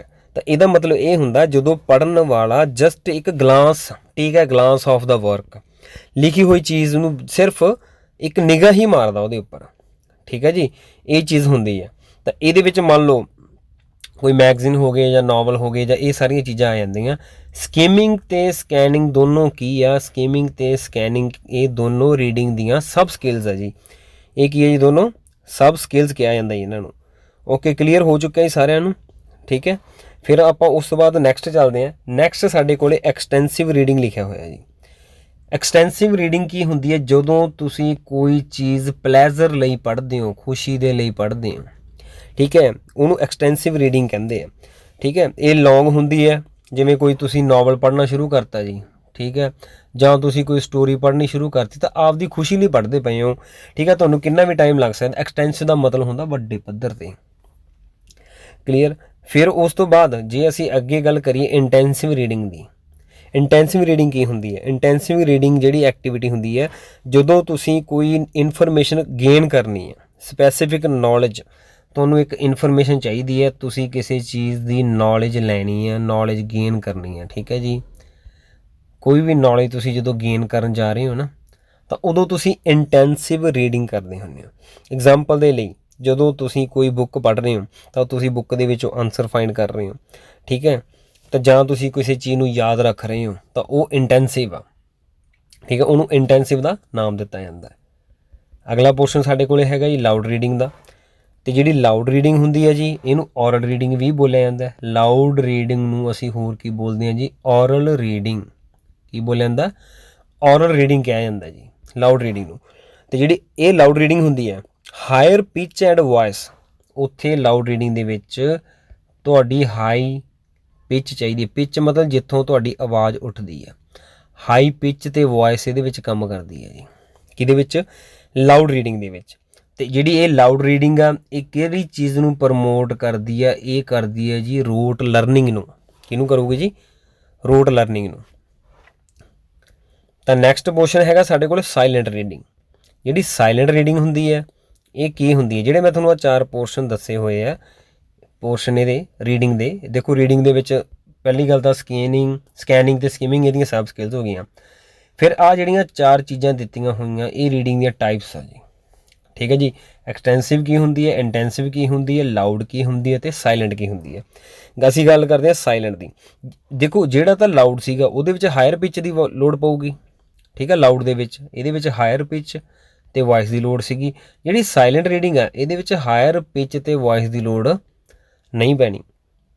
ਠੀਕ ਹੈ, ਕਿਉਂਕਿ ਸਾਇਲੈਂਟ ਨਾਮ ਤੋਂ ਹੀ ਕਲੀਅਰ ਹੋ ਚੁੱਕਿਆ। ਠੀਕ ਹੈ। ਇਟ ਇਜ਼ ਮੋਸਟਲੀ ਬਾਈ, ਇਹ ਜਿਹੜੀ ਆਮ ਤੌਰ 'ਤੇ ਸਾਇਲੈਂਟ ਰੀਡਿੰਗ ਕੀਤੀ ਜਾਂਦੀ ਹੈ, ਇਹ ਮੈਚਿਓਰ ਰੀਡਰਸ ਹੁੰਦੇ ਆ, ਜਿਹੜੇ ਮੈਚਿਓਰਿਟੀ ਵਾਲੇ ਪਰਸਨ। ਠੀਕ ਹੈ, ਮੈਚਿਓਰ ਰੀਡਰਸ, ਇਹ ਉਹਨਾਂ ਦੁਆਰਾ ਕੀਤੀ ਜਾਂਦੀ ਹੈ, ਮੈਚਿਓਰ ਰੀਡਰਸ। ਠੀਕ ਹੈ, ਇਹਨੂੰ ਆਪਾਂ ਕਹਿ ਸਕਦੇ ਹਾਂ ਕਿ it is helpful for fast reading. ਠੀਕ ਹੈ, ਸਾਇਲੈਂਟ ਰੀਡਿੰਗ ਹੁੰਦੀ ਹੈ, ਇਹਨੂੰ ਫਾਸਟ ਰੀਡਿੰਗ ਦਾ ਨਾਮ। ਚੁੱਪ-ਚਾਪ ਮਤਲਬ ਤੇਜ਼ੀ ਨਾਲ ਜਦੋਂ ਕੋਈ ਚੀਜ਼ ਪੜ੍ਹੀ ਜਾਂਦੀ ਹੈ ਤਾਂ ਉਹਨੂੰ ਬੋਲਿਆ ਜਾਂਦਾ। ਉਸ ਤੋਂ ਬਾਅਦ ਅੱਗੇ ਸਾਡੇ ਕੋਲ 2 ਕੁਐਸਚਨ ਹੋਰ ਆਈ, ਉਹ ਵੀ ਇੰਪੋਰਟੈਂਟ ਹੈ। ਕਿਹੜੇ ਦੇਖੋ ਤਾਂ ਇੱਕ ਤਾਂ ਸਾਡੇ ਕੋਲ ਹੈਗਾ ਟੌਪ ਡਾਊਨ ਅਪਰੋਚ, ਇੱਕ ਹੈਗਾ ਬੋਟਮ। ਪਹਿਲਾਂ ਆਪਾਂ ਗੱਲ ਕਰਦੇ ਹਾਂ ਬੋਟਮ ਦੀ। ਬੋਟਮ ਵਾਲੀ, ਬੋਟਮ ਦਾ ਮੀਨਿੰਗਸ ਕੀ ਹੈ? ਮੰਨ ਲਓ ਤੁਸੀਂ ਬੱਚਿਆਂ ਨੂੰ ਲੈਟਰ ਸਿਖਾਏ, ਫਿਰ ਤੁਸੀਂ ਉਹਨੂੰ ਵਰਡ ਸਿਖਾ ਰਹੇ ਹੋ, ਫਿਰ ਤੁਸੀਂ ਉਹਨਾਂ ਨੂੰ ਫਰੇਜ਼ਸ ਸਿਖਾ ਰਹੇ ਹੋ, ਫਿਰ ਤੁਸੀਂ ਉਹਨੂੰ ਸੈਂਟੈਂਸ ਸਿਖਾ ਰਹੇ ਹੋ, ਫਿਰ ਤੁਸੀਂ ਉਹਨਾਂ ਨੂੰ ਮੀਨਿੰਗ ਸਿਖਾ ਰਹੇ ਹੋ, ਫਿਰ ਤੁਸੀਂ ਉਹਨਾਂ ਨੂੰ ਸਟੋਰੀ ਸਿਖਾ ਰਹੇ ਹੋ, ਫਿਰ ਉਸ ਤੋਂ ਬਾਅਦ ਤੁਸੀਂ ਪੈਰਾਗ੍ਰਾਫ ਸਿਖਾ ਰਹੇ ਹੋ। ਠੀਕ ਹੈ, ਤੁਸੀਂ ਇੱਕ ਛੋਟੇ ਲੈਵਲ ਤੋਂ ਵੱਡੇ ਲੈਵਲ ਵੱਲ ਚੱਲ ਪਏ। ਠੀਕ ਹੈ, ਪਹਿਲਾਂ ਲੈਟਰਸ ਦੀ ਗੱਲ ਕੀਤੀ ਹੈ, ਫਿਰ ਵਰਡਸ ਦੀ ਗੱਲ ਕੀਤੀ ਹੈ, ਫਿਰ ਉਸ ਤੋਂ ਬਾਅਦ ਫਰੇਜ਼ਸ ਦੀ ਗੱਲ ਕੀਤੀ ਹੈ, ਫਿਰ ਆਪਣੇ ਕੋਲੇ ਸੈਂਟੈਂਸ ਦੀ ਗੱਲ ਕੀਤੀ ਹੈ, ਫਿਰ ਮੀਨਿੰਗ ਦੀ ਗੱਲ ਕੀਤੀ, ਫਿਰ ਲਾਸਟ 'ਤੇ ਸਟੋਰੀ ਹੈ। ਮਤਲਬ ਕਿ ਮੈਂ ਤੁਹਾਨੂੰ ਦੱਸ ਰਿਹਾ ਬੋਟਮ, ਜਦੋਂ ਤੁਸੀਂ ਹੇਠਲੇ ਪੱਧਰ ਤੋਂ ਉੱਪਰਲੇ ਪੱਧਰ ਵੱਲ ਵੱਧ ਰਹੇ ਹੋ ਤਾਂ ਉਹਨੂੰ ਕਿਹਾ ਜਾਂਦਾ ਬੋਟਮ ਅਪ ਅਪਰੋਚ। ਅਤੇ ਜੇ ਇਸੇ ਦਾ ਹੀ ਸੀਕੁਐਂਸ ਅਸੀਂ ਚੇਂਜ ਕਰ ਦਈਏ, ਠੀਕ ਹੈ, ਵੀ ਪਹਿਲਾਂ ਅਸੀਂ ਸਟੋਰੀ ਦੀ ਗੱਲ ਕੀਤੀ, ਫਿਰ ਉਹਦਾ ਮੀਨਿੰਗ, ਫਿਰ ਉਹਦਾ ਸੈਂਟੈਂਸ, ਫਿਰ ਆਹ ਚੀਜ਼ ਆਪਣੇ ਕੋਲੇ, ਠੀਕ ਹੈ ਜੀ, ਫਿਰ ਵਰਡ ਆ ਗਏ, ਫਿਰ ਲੈਟਰ ਆ ਗਏ, ਤਾਂ ਇਹ ਜਿਹੜਾ ਚੀਜ਼ ਹੋਊਗੀ ਇਹਨੂੰ ਅਸੀਂ ਟੌਪ ਡਾਊਨ ਅਪਰੋਚ ਦਾ ਨਾਮ ਦੇਵਾਂਗੇ। ਇਹ ਬੱਚੇ ਨੂੰ ਸਿਖਾਉਣ ਦੀਆਂ ਟ੍ਰਿਕਸ ਹੁੰਦੀਆਂ, ਮਤਲਬ ਚੀਜ਼ਾਂ ਹੁੰਦੀਆਂ ਵੀ ਕਿਹੜੇ ਤਰੀਕੇ ਨਾਲ ਅਸੀਂ ਸਿਖਾਉਣਾ, ਇੱਕ ਟੌਪ ਡਾਊਨ ਅਤੇ ਇੱਕ ਬੋਟਮ ਅਪ ਅਪਰੋਚ। ਅੱਗੇ ਹੈਗਾ ਜੀ function words. Function words are words that exist to explain create grammatical structure and relationship. ਬਸ ਇਸ ਲਾਈਨ ਤੋਂ ਚੱਕ ਲਓ, ਜਦੋਂ ਵੀ ਫੰਕਸ਼ਨ ਵਰਡ ਦੀ ਗੱਲ ਹੋਣਗੇ, ਫੰਕਸ਼ਨ ਵਰਡ ਜਿਹੜੇ ਹੁੰਦੇ ਉਹ ਗ੍ਰਾਮੈਟੀਕਲ ਵੀ ਹੁੰਦੇ ਆ ਜਾਂ ਉਹ ਸਟਰਕਚਰਲ ਰਿਲੇਸ਼ਨਸ਼ਿਪ ਬਣਾਉਂਦੇ ਆ। ਕਿਵੇਂ? ਜਿਹਦੇ ਵਿੱਚ ਇੱਕ ਚੀਜ਼ ਆਹ ਦਿੱਤੀ ਹੋਈ ਹੈ, ਵਰਡਸ ਲਾਈਕ ਦਾ, ਆਫ, ਠੀਕ ਹੈ, ਟੂ, ਕੈਨ, ਬਟ, ਇਹਨਾਂ ਸ਼ਬਦਾਂ ਨੂੰ ਜੋੜ ਕੇ ਅਸੀਂ ਦੂਸਰਿਆਂ ਦੇ ਵਿੱਚ ਰਿਲੇਸ਼ਨ ਬਣਾਉਣੇ ਆ। ਤਾਂ ਅਸੀਂ ਇੱਕ ਸ਼ਾਰਟ ਦੇ ਵਿੱਚ ਇਹ ਦੱਸ ਸਕਦੇ ਹਾਂ, ਜਿਹੜੇ ਫੰਕਸ਼ਨ ਵਰਡਸ ਹੁੰਦੇ ਆ ਇਹਨਾਂ ਨੂੰ ਗ੍ਰਾਮੈਟੀਕਲੀ ਵਰਡਸ ਬੋਲਿਆ ਜਾਂਦਾ। ਕੀ ਬੋਲਿਆ ਜਾਂਦਾ? ਗ੍ਰਾਮੈਟੀਕਲੀ। ਅਤੇ ਜਿਹੜਾ ਅੱਗੇ ਹੈਗਾ ਲੈਕਸੀਕਲ ਵਰਡਸ, ਲੈਕਸੀਕਲ ਵਰਡਸ ਨੂੰ ਅਸੀਂ ਕੰਟੈਂਟ ਵਰਡਸ ਬੋਲਦੇ ਹਾਂ। ਇਹਨਾਂ ਦਾ ਦੂਸਰਾ ਨਾਮ ਕੀ ਆ? Content word. ਕਿਵੇਂ? ਇਹ ਜਿਹੜੇ ਕੰਟੈਂਟ ਵਰਡਸ ਹੁੰਦੇ ਆ ਇਹ ਇੱਕ ਮੀਨਿੰਗਫੁਲ ਵਰਡ ਹੁੰਦੇ ਆ, ਜਿਵੇਂ ਬਰਡ ਹੋ ਗਿਆ, ਫੀਅਰ ਹੋ ਗਿਆ, ਬੁੱਕ ਹੋ ਗਿਆ, ਲਵ ਹੋ ਗਿਆ। ਇਹਨਾਂ ਸਾਰਿਆਂ ਦੇ ਮੀਨਿੰਗ, ਜਿਹੜੇ ਸ਼ਬਦਾਂ ਦਾ ਮੀਨਿੰਗ ਹੋਊਗਾ ਉਹਨਾਂ ਨੂੰ ਲੈਕਸੀਕਲ ਵਰਡਸ ਜਾਂ ਕੰਟੈਂਟ ਵਰਡਸ ਦਾ ਨਾਮ ਦਿੱਤਾ ਜਾਊਗਾ। ਠੀਕ ਹੈ, ਅਤੇ ਜਿਨ੍ਹਾਂ ਦਾ ਮੀਨਿੰਗ ਨਹੀਂ ਹੁੰਦਾ, ਜਿਵੇਂ ਦੇਖੋ ਇੱਥੇ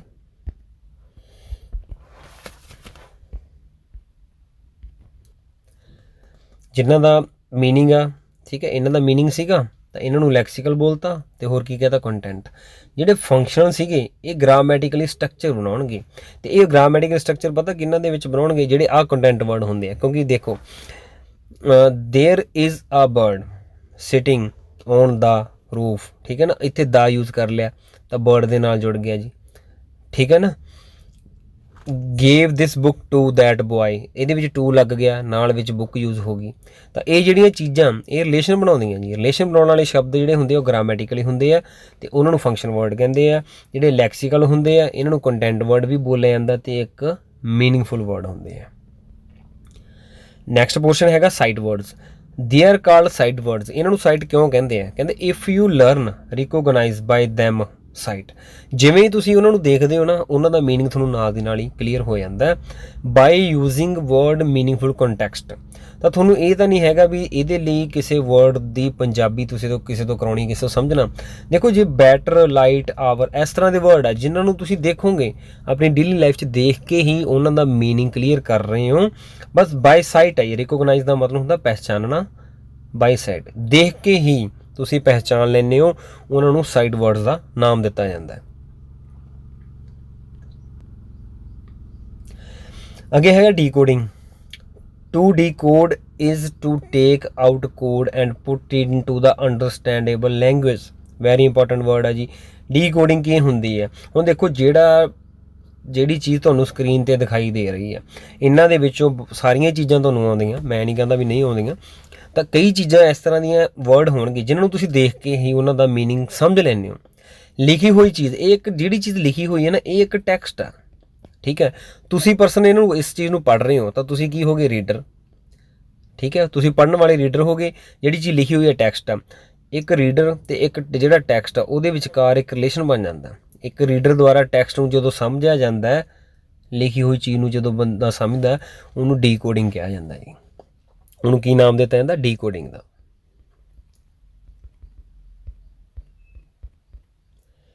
ਅੱਗੇ ਹੈਗਾ ਪ੍ਰੈਗਮੈਟਿਕਸ। ਪ੍ਰੈਗਮੈਟਿਕਸ ਹੁੰਦਾ, ਜਿੰਨਾ ਸ਼ਾਰਟ 'ਚ ਦਿੱਤਾ ਇਹਨੂੰ ਐਂ ਯਾਦ ਕਰ ਸਕਦੇ ਹਾਂ। ਇਹਨੂੰ ਅਸੀਂ ਬੋਲਦੇ ਹਾਂ ਸਿਸਟਮ ਆਫ ਲੈਂਗੁਏਜ ਯੂਜ਼, ਭਾਸ਼ਾ ਨੂੰ ਕਿਵੇਂ ਵਰਤਿਆ ਜਾਂਦਾ, ਉਹਨੂੰ ਪ੍ਰੈਗਮੈਟਿਕਸ ਦਾ ਨਾਮ ਦਿੱਤਾ।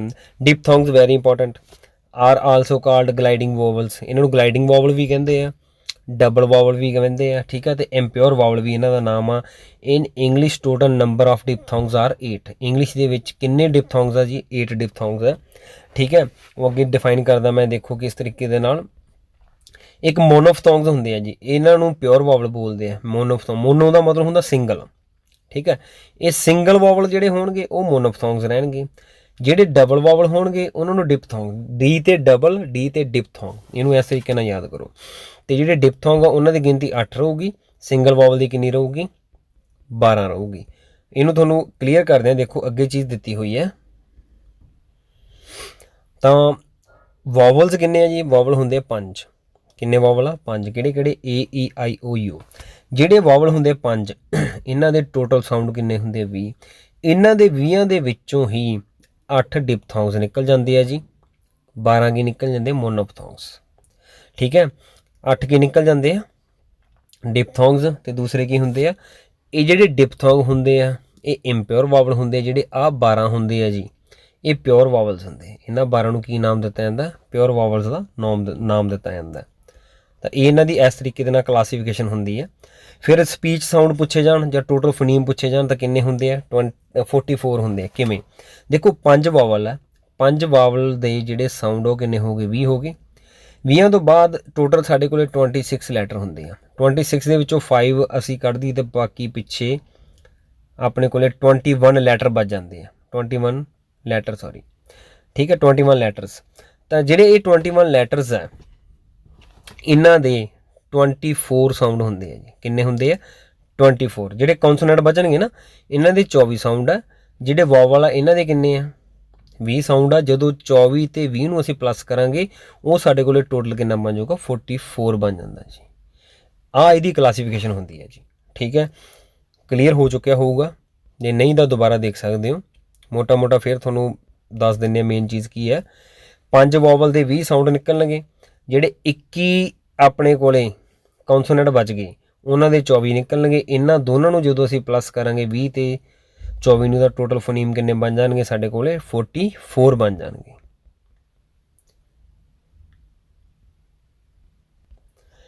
ਅੱਗੇ ਹੈਗੀਆਂ types of language. Generally a person's mother tongue are the language acquired first. ਜਿਹੜੀ ਵੀ ਕਿਸੇ ਵਿਅਕਤੀ ਦੁਆਰਾ ਜਿਹੜੀ ਸਭ ਤੋਂ ਪਹਿਲੀ ਭਾਸ਼ਾ ਸਿੱਖੀ ਜਾਂਦੀ ਹੈ, ਉਹਦੀ ਮਦਰ ਟੰਗ ਹੁੰਦੀ ਹੈ, ਉਸੇ ਨੂੰ ਹੀ ਫਸਟ ਲੈਂਗੁਏਜ ਦਾ ਨਾਮ ਦਿੱਤਾ ਜਾਂਦਾ। ਜਿਹੜੀ ਫੋਰਨ ਲੈਂਗੁਏਜ ਹੁੰਦੀ ਹੈ, language is one which study to know the life of another nation. ਜਦੋਂ ਅਸੀਂ ਕਿਸੇ ਹੋਰ ਰਾਸ਼ਟਰ ਜਾਂ ਉੱਥੋਂ ਦੇ ਲੋਕਾਂ ਬਾਰੇ ਜਨਰਲੀ ਕੋਈ ਭਾਸ਼ਾ ਸਿੱਖਦੇ ਹਾਂ ਨਾ, ਉਹਨੂੰ ਫੋਰਨ ਲੈਂਗੁਏਜ ਦਾ ਨਾਮ ਦਿੱਤਾ ਜਾਂਦਾ। ਜਿਵੇਂ ਜਿਵੇਂ ਲਾਈਨਾਂ ਦਿੱਤੀਆਂ, ਡਾਇਰੈਕਟ ਪੜ੍ਹੋਗੇ, ਡਾਇਰੈਕਟ ਵੀ ਤੁਹਾਨੂੰ ਬਹੁਤ ਵਧੀਆ ਕਲੀਅਰ ਹੋ ਜਾਣਗੀਆਂ, ਠੀਕ ਹੈ। ਅਗਲਾ ਦੇਖੋ, ਸੈਕਿੰਡ ਲੈਂਗੁਏਜ ਦਿੱਤੀ ਹੈ ਜਿਹਨੂੰ L2। Second language is learn for the utilization purpose in addition to mother tongue, ਤੁਸੀਂ ਮਦਰ ਟੰਗ ਸਿੱਖੀ ਹੋਈ ਹੈ। ਮਦਰ ਟੰਗ ਜਿਵੇਂ ਮੈਂ ਤੁਹਾਨੂੰ ਐਗਜ਼ਾਮਪਲ ਦਿੱਤੀ, ਮੰਨ ਲਓ ਤੁਹਾਨੂੰ ਪੰਜਾਬੀ ਮਦਰ ਟੰਗ ਆ ਤੁਹਾਡੀ, ਤੁਹਾਨੂੰ ਆਉਂਦੀ ਆ, ਜੇ ਤੁਸੀਂ ਹਿੰਦੀ ਜਾਂ ਇੰਗਲਿਸ਼ ਸਿੱਖ ਰਹੇ ਹੋ ਤਾਂ ਉਹ ਤੁਹਾਡੇ ਲਈ ਇੱਕ ਸੈਕਿੰਡ ਲੈਂਗੁਏਜ ਬਣ ਜਾਊਗੀ, ਠੀਕ ਆ, ਉਹਨੂੰ ਸੈਕਿੰਡ ਲੈਂਗੁਏਜ ਬੋਲਦੇ ਆ। ਤੇ ਅਗਲਾ ਜਿਹੜਾ ਪੋਰਸ਼ਨ ਆ next, target language, a new language which a person is learning. ਜਦੋਂ ਕੋਈ ਵਿਅਕਤੀ ਕੋਈ ਨਵੀਂ ਭਾਸ਼ਾ ਸਿੱਖ ਰਿਹਾ ਹੁੰਦਾ, ਟਾਰਗੇਟ ਹੁੰਦਾ ਜੀ ਉਹਦਾ, ਠੀਕ ਆ, ਉਹਨੂੰ ਟਾਰਗੇਟ ਲੈਂਗੁਏਜ ਦਾ ਨਾਮ ਦਿੱਤਾ ਜਾਂਦਾ, ਠੀਕ ਹੈ, ਇਹਨੂੰ ਟਾਰਗੇਟ ਲੈਂਗੁਏਜ ਬੋਲਿਆ ਜਾਂਦਾ। ਹੋਮ ਲੈਂਗੁਏਜ ਕੀ ਹੁੰਦੀ ਹੈ, ਕਹਿੰਦੇ it means mother tongue of the children, ਬੱਚੇ ਦੀ ਜਿਹੜੀ ਮਾਤ ਭਾਸ਼ਾ ਨਾ ਉਹਦੀ ਹੋਮ ਲੈਂਗੁਏਜ ਹੈ। ਤੇ ਜਿਹੜਾ ਹੋਮ ਲੈਂਗੁਏਜ ਟਰਮ ਹੈ ਇਹ ਯੂਜ਼ ਕੀਤਾ ਗਿਆ ਸੀਗਾ NCF 2005 ਦੇ ਵਿੱਚ। ਜੇ ਪੁੱਛ ਲਿਆ ਜਾਵੇ ਕਿ ਹੋਮ ਲੈਂਗੁਏਜ ਬੱਚੇ ਦੀ ਮਾਤ ਭਾਸ਼ਾ ਨੂੰ ਹੋਮ ਲੈਂਗੁਏਜ ਦਾ ਦਰਜਾ ਦਿੱਤਾ ਗਿਆ, ਕਿਹਦੇ ਵਿੱਚ ਦਿੱਤਾ ਗਿਆ, NCF 2005 ਦੇ ਵਿੱਚ। According to NCF English is a global language. ਜੇ ਇੰਗਲਿਸ਼ NCF ਦੇ ਅਕੋਰਡਿੰਗ ਪੁੱਛੀ ਜਾਊਗੀ ਤਾਂ ਇੱਕ ਗਲੋਬਲ ਲੈਂਗੁਏਜ ਹੈ। ਐਜ਼ ਪਰ ਇੰਡੀਆ ਪਰਸਪੈਕਟਿਵ ਪੁੱਛਿਆ ਜਾਊਗਾ ਤੇ ਇੰਡੀਆ ਭਾਰਤ ਦੇ ਦ੍ਰਿਸ਼ਟੀਕੋਣ ਤੋਂ ਪੁੱਛਿਆ ਜਾਊਗਾ ਤਾਂ ਜਿਹੜੀ ਇੰਗਲਿਸ਼ ਹੈ ਉਹ ਇੱਕ ਸੈਕਿੰਡ ਲੈਂਗੁਏਜ ਹੈ। ਕੀ ਹੁੰਦੀ ਹੈ ਜੀ, ਉਹਨੂੰ ਸੈਕਿੰਡ ਲੈਂਗੁਏਜ ਕਿਹਾ ਜਾਂਦਾ ਹੈ। ਨੈਕਸਟ ਸਾਡੇ ਕੋਲ ਦਿੱਤਾ ਹੋਇਆ ਲੈਂਗੁਏਜ ਇਮਰਜ਼ਨ। ਲੈਂਗੁਏਜ ਇਮਰਜ਼ਨ ਔਰ simply immersion a technique used in bilingual language education which two languages are used for instruction a variety of topics including math, science or social studies। ਜਦੋਂ ਅਸੀਂ ਮੈਥਸ ਪੜ੍ਹਾ ਰਹੇ ਹਾਂ, ਸਾਇੰਸ ਪੜ੍ਹਾ ਰਹੇ ਹਾਂ, ਸੋਸ਼ਲ ਸਟੱਡੀ ਪੜ੍ਹਾ ਰਹੇ ਹਾਂ, ਕੋਈ ਵੀ ਸਬਜੈਕਟ ਟੀਚ ਕਰ ਰਹੇ ਹਾਂ ਜਿੱਥੇ ਬਾਈ ਲੈਂਗੁਏਜ ਦਾ ਕੰਸੈਪਟ ਯੂਜ਼ ਕੀਤਾ ਜਾਊਗਾ ਦੂਸਰੀ ਲੈਂਗੁਏਜ ਨੂੰ ਛੱਡ ਕੇ, ਤਾਂ ਉਹਨੂੰ ਲੈਂਗੁਏਜ ਇਮਰਜ਼ਨ ਦਾ ਨਾਮ ਦਿੱਤਾ ਜਾਂਦਾ। ਕੀ ਨਾਮ ਦਿੱਤਾ ਜਾਂਦਾ ਜੀ ਉਹਨੂੰ? ਲੈਂਗੁਏਜ ਇਮਰਜ਼ਨ। ਰੀਲੀਆ ਕੀ ਹੁੰਦਾ? ਜਦੋਂ ਇੱਕ ਅਧਿਆਪਕ ਦੇ ਤੌਰ 'ਤੇ ਤੁਸੀਂ ਰੀਅਲ ਲਾਈਫ ਦੇ ਓਬਜੈਕਟਸ ਨੂੰ ਆਪਣੀ ਕਲਾਸ ਦੇ ਵਿੱਚ ਯੂਜ਼ ਕਰਦੇ ਹੋ, ਠੀਕ ਹੈ, ਡੇਲੀ ਦੇ ਰੀਅਲ ਲਾਈਫ ਦੀਆਂ ਚੀਜ਼ਾਂ ਨੂੰ ਜਦੋਂ ਦੇਖ ਕੇ ਸਿਖਾ ਕੇ ਪੜ੍ਹਾਉਂਦੇ ਹੋ ਬੱਚਿਆਂ ਨੂੰ ਤਾਂ ਉਹਨੂੰ ਰੀਲੀਆ ਦਾ ਨਾਮ ਦਿੱਤਾ ਜਾਂਦਾ ਜੀ। ਇੱਕ ਦਿੱਤਾ ਹੋਇਆ ਨੋਟ ਟੇਕਿੰਗ। ਇੱਕ ਨੋਟ ਟੇਕਿੰਗ ਹੁੰਦਾ ਜੀ, ਇੱਕ ਹੁੰਦਾ ਨੋਟ ਮੇਕਿੰਗ। ਇਹ ਦੋਨੋਂ ਹੀ ਬਹੁਤ ਇੰਪੋਰਟੈਂਟ ਪਾਰਟ ਆ ਜੀ, ਨੋਟ ਟੇਕਿੰਗ ਅਤੇ ਨੋਟ ਮੇਕਿੰਗ। ਜੇ ਤੁਹਾਨੂੰ ਇਹ ਪੁੱਛ ਵੀ ਲਿਆ ਜਾਵੇ ਵੀ ਇਹਨਾਂ ਦਾ ਮੀਨਿੰਗ ਕੀ ਹੁੰਦਾ, ਕਿਸ ਤਰੀਕੇ ਦੇ ਨਾਲ ਇਹਨਾਂ ਦੇ ਕੁਐਸਚਨ ਬਣਦੇ ਆ, ਤਾਂ ਆਪਾਂ ਗੱਲ ਕਰਦੇ ਜਿਵੇਂ ਐਜ਼ ਇਟ ਇਜ਼ ਲਿਖਿਆ ਹੋਇਆ ਇਹਦੇ ਵਿੱਚ ਨੋਟ ਟੇਕਿੰਗ। ਜਿਹੜਾ ਨੋਟ ਟੇਕਿੰਗ ਹੈ ਅਤੇ ਨੋਟ ਮੇਕਿੰਗ ਹੈ ਇਹ ਦੋਨੋਂ ਰਾਈਟਿੰਗ ਸਕਿੱਲ ਦੇ ਪਾਰਟ ਆ ਜੀ। ਕਿਹਦੇ ਪਾਰਟ ਆ ਜੀ? ਰਾਈਟਿੰਗ ਸਕਿੱਲ ਦੇ। ਰਾਈਟਿੰਗ ਸਕਿੱਲ ਹੁੰਦੀ ਹੈ ਜਿਹੜੀ, ਉਹਦੇ ਦੋਨੋਂ ਪਾਰਟ ਆ ਇਹ। ਦੇਖੋ ਜਦੋਂ ਤੁਸੀਂ ਨੋਟ ਟੇਕਿੰਗ ਕਰਦੇ ਹੋ, ਕਹਿੰਦੇ note taking is a writing activity based on listening or reading stages. This is an important activity which helps the writer to note down the important item for future use। ਹੋ ਸਕਦਾ ਤੁਹਾਡੇ 'ਚੋਂ ਕਈ ਬੱਚੇ ਇਸ ਚੀਜ਼ ਨੂੰ ਸੁਣ ਕੇ ਲਿਖ ਰਹੇ ਹੋਣ, ਠੀਕ ਹੈ। ਜਦੋਂ ਤੁਸੀਂ ਉਸ ਚੀਜ਼ ਨੂੰ ਲਿਖਦੇ ਹੋ ਤਾਂ ਆਪਣੇ ਫਿਊਚਰ ਯੂਜ਼ ਲਈ ਲਿਖਦੇ ਹੋ। ਜਦੋਂ ਤੁਹਾਡੇ ਦੁਆਰਾ ਕਿਸੇ ਚੀਜ਼ ਨੂੰ ਸੁਣ ਕੇ ਲਿਖਿਆ ਜਾਂਦਾ ਹੈ ਜਿਹਨੂੰ ਤੁਸੀਂ ਅੱਗੇ ਯੂਜ਼ ਕਰਨਾ ਚਾਹੁੰਦੇ ਹੋ ਫॉर ਫਿਊਚਰ, ਉਹਨੂੰ ਨੋਟ ਟੇਕਿੰਗ ਦਾ ਨਾਮ ਦਿੱਤਾ ਜਾਂਦਾ। ਕਿਹਦਾ ਨਾਮ ਦਿੱਤਾ ਜਾਂਦਾ ਜੀ? ਨੋਟ ਟੇਕਿੰਗ ਦਾ ਨਾਮ ਦਿੱਤਾ ਜਾਊਗਾ। ਜਿਹੜੀ ਇਹ ਨੋਟ ਟੇਕਿੰਗ ਹੁੰਦੀ ਹੈ ਇਹ ਫਿਊਚਰ ਯੂਜ਼ ਦੇ ਲਈ ਕੀਤੀ ਜਾਂਦੀ ਹੈ। ਫਿਰ ਉਸ ਤੋਂ ਬਾਅਦ ਨੈਕਸਟ ਜਿਹੜਾ ਹੈਗਾ ਸਾਡੇ ਕੋਲੇ, ਦੇਖੋ ਅੱਗੇ ਇੱਕ ਹੈਗਾ note making. In this process that involved reviewing, synthesizing, connecting ideas from the lecture for reading, presenting the information readable and creative way। Sorry simple ਚੀਜ਼ ਨੂੰ ਕਿਵੇਂ ਸਮਝਣਾ? ਦੇਖੋ ਤੁਸੀਂ ਨੋਟ ਟੇਕਿੰਗ ਕੀਤੀ ਹੈ। ਨੋਟ ਟੇਕਿੰਗ ਕੀ ਹੁੰਦਾ? ਮੰਨ ਲਓ ਮੈਂ ਪੜ੍ਹਾ ਰਿਹਾ ਜਾਂ ਤੁਸੀਂ ਕਿਸੇ ਤੋਂ ਵੀ ਪੜ੍ਹ ਰਹੇ ਹੋ ਤਾਂ ਤੁਸੀਂ ਕੋਈ ਨਾ ਕੋਈ ਚੀਜ਼ ਨੋਟ ਡਾਊਨ ਕਰ ਰਹੇ ਹੋ, ਲਿਖਦੇ ਜਾ ਰਹੇ ਹੋ। ਜਿਹੜੀ ਚੀਜ਼ ਤੁਸੀਂ ਲਿਖ ਲਈ ਉਹਨੂੰ ਜਦੋਂ ਤੁਸੀਂ ਦੁਬਾਰਾ ਪੜ੍ਹੋਗੇ ਸਮਝਣ ਦੇ ਲਈ, ਠੀਕ ਹੈ, ਵੀ ਹਾਂ ਅਸੀਂ ਕੀ ਲਿਖਿਆ ਸੀਗਾ, ਆਪਣੇ ਐਗਜ਼ਾਮ ਲਈ ਸਟੱਡੀ ਕਰੋਗੇ ਤਾਂ ਉਹਨੂੰ ਨੋਟ ਮੇਕਿੰਗ ਦਾ ਨਾਮ ਦਿੱਤਾ ਜਾਊਗਾ। ਕਿਹਦਾ ਨਾਮ ਦਿੱਤਾ ਜਾਊਗਾ? ਨੋਟ ਮੇਕਿੰਗ ਦਾ। ਜਿਹੜੀ ਨੋਟ ਟੇਕਿੰਗ ਹੈ ਅਤੇ ਨੋਟ ਮੇਕਿੰਗ ਹੈ, ਇਹਨਾਂ ਦੋਨਾਂ ਸਕਿੱਲਸ ਨੂੰ ਅਸੀਂ ਸਟੱਡੀ ਸਕਿੱਲ ਵੀ ਕਹਿੰਦੇ ਹਾਂ ਅਤੇ ਗੈਦਰਿੰਗ ਸਕਿੱਲਸ ਵੀ ਕਹਿੰਦੇ ਹਾਂ। ਇਹਨਾਂ ਨੂੰ ਸਟੱਡੀ ਸਕਿੱਲ ਅਤੇ ਗੈਦਰਿੰਗ ਸਕਿੱਲਸ ਕਿਉਂ ਕਿਹਾ ਜਾਂਦਾ? ਇਹ ਗੈਦਰਿੰਗ ਸਕਿੱਲ ਇਸ ਕਰਕੇ ਹੈ ਕਿਉਂਕਿ ਜਦੋਂ ਤੁਸੀਂ ਕੋਈ ਚੀਜ਼ ਲਿਖਦੇ ਹੋ ਤਾਂ ਤੁਸੀਂ ਉਸ ਚੀਜ਼ ਨੂੰ ਗੈਦਰ ਕਰਦੇ ਹੋ, ਇਕੱਠਾ ਕਰਦੇ ਹੋ, ਠੀਕ ਹੈ। ਇਸੇ ਕਰਕੇ ਉਸਨੂੰ ਸਟੱਡੀ ਸਕਿੱਲਸ ਜਾਂ ਗੈਦਰਿੰਗ ਸਕਿੱਲ ਦਾ ਨਾਮ ਦਿੱਤਾ ਜਾਂਦਾ ਹੈ। ਹਾਂਜੀ, ਅਗਲਾ ਪੋਰਸ਼ਨ ਸਾਡੇ ਕੋਲ ਰਹੇਗਾ ਜੀ ਗ੍ਰਾਮਰ ਦਾ। ਤਾਂ ਗ੍ਰਾਮਰ ਦੇ ਵਿੱਚ ਕੀ ਹੈ? ਦੇਖੋ ਜੀ, ਫਾਰਮਲ ਗ੍ਰਾਮਰ ਹੈ। It is called the theoretical grammar. Formal grammar ਨੂੰ ਥਿਓਰੈਟੀਕਲ ਗ੍ਰਾਮਰ ਵੀ ਕਿਹਾ ਜਾਂਦਾ ਹੈ ਅਤੇ ਇਸੇ ਨੂੰ ਪਰਸਪੈਕਟਿਵ ਕਿਹਾ ਜਾਂਦਾ ਹੈ ਕਿਉਂਕਿ ਇਹ ਰੂਲਸ ਅਤੇ ਫਾਰਮਸ ਦੇ ਉੱਪਰ ਬੇਸਡ ਹੁੰਦੀ ਹੈ। ਬਿਲਕੁਲ ਸਿੰਪਲ ਪੁਆਇੰਟ ਸਮਝਣ ਦੀ ਕੋਸ਼ਿਸ਼ ਕਰਿਓ। ਗ੍ਰਾਮਰ ਦੀਆਂ ਟਾਈਪਸ ਜਿਹੜੀਆਂ ਲਿਖੀਆਂ ਇਹ ਸਾਰੀਆਂ ਗ੍ਰਾਮਰ ਦੀਆਂ ਟਾਈਪਸ ਹੈ। ਫਾਰਮਲ ਗ੍ਰਾਮਰ ਦਾ ਦੂਸਰਾ ਨਾਮ ਕੀ ਹੈ? ਥਿਓਰੈਟੀਕਲ ਗ੍ਰਾਮਰ ਹੈ ਅਤੇ ਪਰਸਪੈਕਟਿਵ ਗ੍ਰਾਮਰ ਹੈ। ਇਹ ਗ੍ਰਾਮਰ ਕਿਹਦੇ ਉੱਪਰ ਬੇਸਡ ਹੁੰਦੀ ਹੈ ਜੀ? ਇਹ ਸਿਰਫ ਅਤੇ ਸਿਰਫ ਰੂਲਸ ਦੇ ਉੱਪਰ ਬੇਸਡ ਹੁੰਦੀ ਹੈ। ਓਕੇ, फिर उस तो बाद अगला जिहड़ा दिता होया फंक्शनल ग्रामर सानू दित्ती हुई है। It is also called descriptive grammar. Here the main emphasis on the functional side of language. It overcome the limitation of the formal grammar. देखो जिहड़ी फॉर्मल ग्रामर हुंदी है ਉਹਦਾ बिल्कुल जिहड़ा ओपोजिट है ना वो फंक्शनल ग्रामर हुंदी है। ठीक है, तो ये जिहड़ी फॉर्मल ग्रामर है ये रूल के उपर ज़्यादा बेस्ड नहीं होंगी। रूल उपर जी बेस्ड होंगी वो फॉर्मल होंगी है। जी फंक्शनल होंगी है इनू डिस्क्रिप्टिव ग्रामर का नाम दिता जाता है। इनू डिस्क्रिप्टिव ग्रामर कहते हैं। उस तो बाद एक है scholarly tradition grammar. This type of grammar developed by scholar. जिमें दिता होया एवें पढ़ सकते हो। This type of grammar is developed by scholars of university के स्कॉलर्स द्वारा जी तैयार की गई है उन्होंने स्कॉलरली ट्रेडिशन ग्रामर। पहली थोड़े को फॉर्मल आई सी, ठीक है, फॉर्मल ग्रामर, फिर डिस्क्रिप्टिव ग्रामर आई सी, फिर साढ़े को ये स्ट्रक्चरल ग्रामर। स्ट्रक्चर ग्रामर की होंगी है इनू दिता सीगा सी फ्राइस ने, एक अमेरिकन लिंग्विस्टिक सीगा जी पर्सन। कहना founder of this type of grammar the grammar emphasis the structure of sentences. जेड़े साडे सेंटेंस का स्ट्रक्चर बनता, सबजैक्ट बनता, वर्ब बनता तो ऑबजैक्ट बनता, जिहड़ी ये चीज़ ये उपर बेस्ड होंदी है उन्होंने स्ट्रक्चरल ग्रामर का नाम दिता जाता है। ओके, एक होंदी है ट्रांसफॉर्मेशनल जनरेटिव ग्रामर जिहड़ी नॉम चॉम्स्की द्वारा दी गई सी, वो भी एक टाइप है। एक जिहड़ी अगे दी हुई है इंडक्टिव ते डिडक्टिव। जे तुहानूं ये पुछ लिया जाए ग्रामर पढ़ाउण दा, व्याकरण पढ़ाउण दा सब तो इंपॉर्टेंट तरीका की है, तो तुसी आंसर दोगे इंडक्टिव मैथड ते डिडक्टिव मैथड। इंडक्टिव का तुहानूं पता है कि जिहड़ी चीज़ एग्जाम्पल तो जनरलाइजेशन वाल चलती है, जां एग्जाम्पल टू जनरलाइजेशन ना लिखा होवे तो उत्थे लिखा होएगा जी रूल्स। ठीक है, जां पंजाबी च लिखा हुंदा उदाहरणां तो नेमां वाल जां नेम वाल। ठीक है, जिवें देखो इत्थे स्टार्टिंग दे विच एक वर्ड दिता पिया, देखो तुसीं जी कहते example to generalization also known to unknown, ज्ञात तो अज्ञात वाल। ठीक है, सिंपल टू कंपलैक्स, इनू असी इंडक्टिव ग्रामर का नाम दिंदे हां। ते जिहड़ी डिडक्टिव रहेगी जी, डिडक्टिव दे विच की चेंज हो जाऊगा जी, ये रूल्स तो अपना एग्जाम्पल वाल चल पूगी। ठीक है, पहलां इहदे विच रूल्स जां डेफिनेशनस करवाइयां जाणगियां, बाद विच की कराया जाऊगा इनू एक्सप्लेन किया जाऊगा, मीनस एग्जाम्पल्स दित्तियां जाणगियां। ठीक है, ये डिडक्टिव है। ग्रामर पढ़ाउण दा सब तो इंपॉर्टेंट तरीका की है डिडक्टिव ते इंडक्टिव मैथड। आ पोर्शन है जिहड़ा अगे पिछे पढ़ चुके हैं अपनी LAD लैंग्वेज एक्विजिशन डिवाइस, ये भी नॉम चॉम्स्की ने दिता। यूनीवर्सल ग्रामर थ्योरी, ये भी नॉम चॉम्स्की दी है। ट्रांसफॉर्मेशन जनरेटिव ग्रामर, ये भी किहदी है जी नॉम चॉम्स्की। ये तीनों चीज़ां जिहड़ियां देन है नॉम चॉम्स्की दी है। LAD बारे मैं तुहानूं पहलां भी क्लीयर कर चुके हैं। एक हैगा सैकेंड लैंग्वेज एक्विजिशन थ्योरी। जो सैकेंड लैंग्वेज एक्विजिशन थ्योरी का नाम आऊगा तो इनू नैचुरल अप्रोच कहा जाता है। ये दी सी स्टीफन क्रैशर ने, ये किहदे द्वारा दी गई है जी, स्टीफन क्रैशर द्वारा। ओके, इसका नाम पढ़ सकते हो, ये इस तरीके नाल ही पूछा गया। अगे हैगा टैग वर्ड्स। टैग वर्ड्स किहड़े हुंदे आ जी, कहते she is a doctor, isn't she, he isn't here, is he. जो कोई भी क्वेश्चन नैगेटिव ते क्वेश्चन मार्क की सेंस दे विच पूछा जाऊगा उन्होंने टैग वर्ड्स का नाम दिता जाता।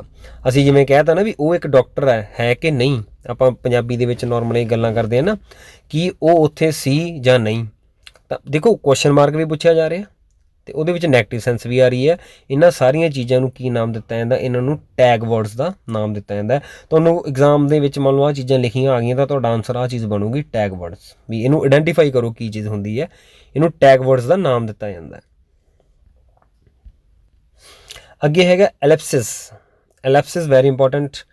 And Ellipsis is a punctuation mark of 3 dots. जिथे 3 डॉट्स लिखे लगे होंगे हैं, कहते that shoes and omission of words, मतलब उत्थे शब्दों का मतलब एंड दिखाया होंगे।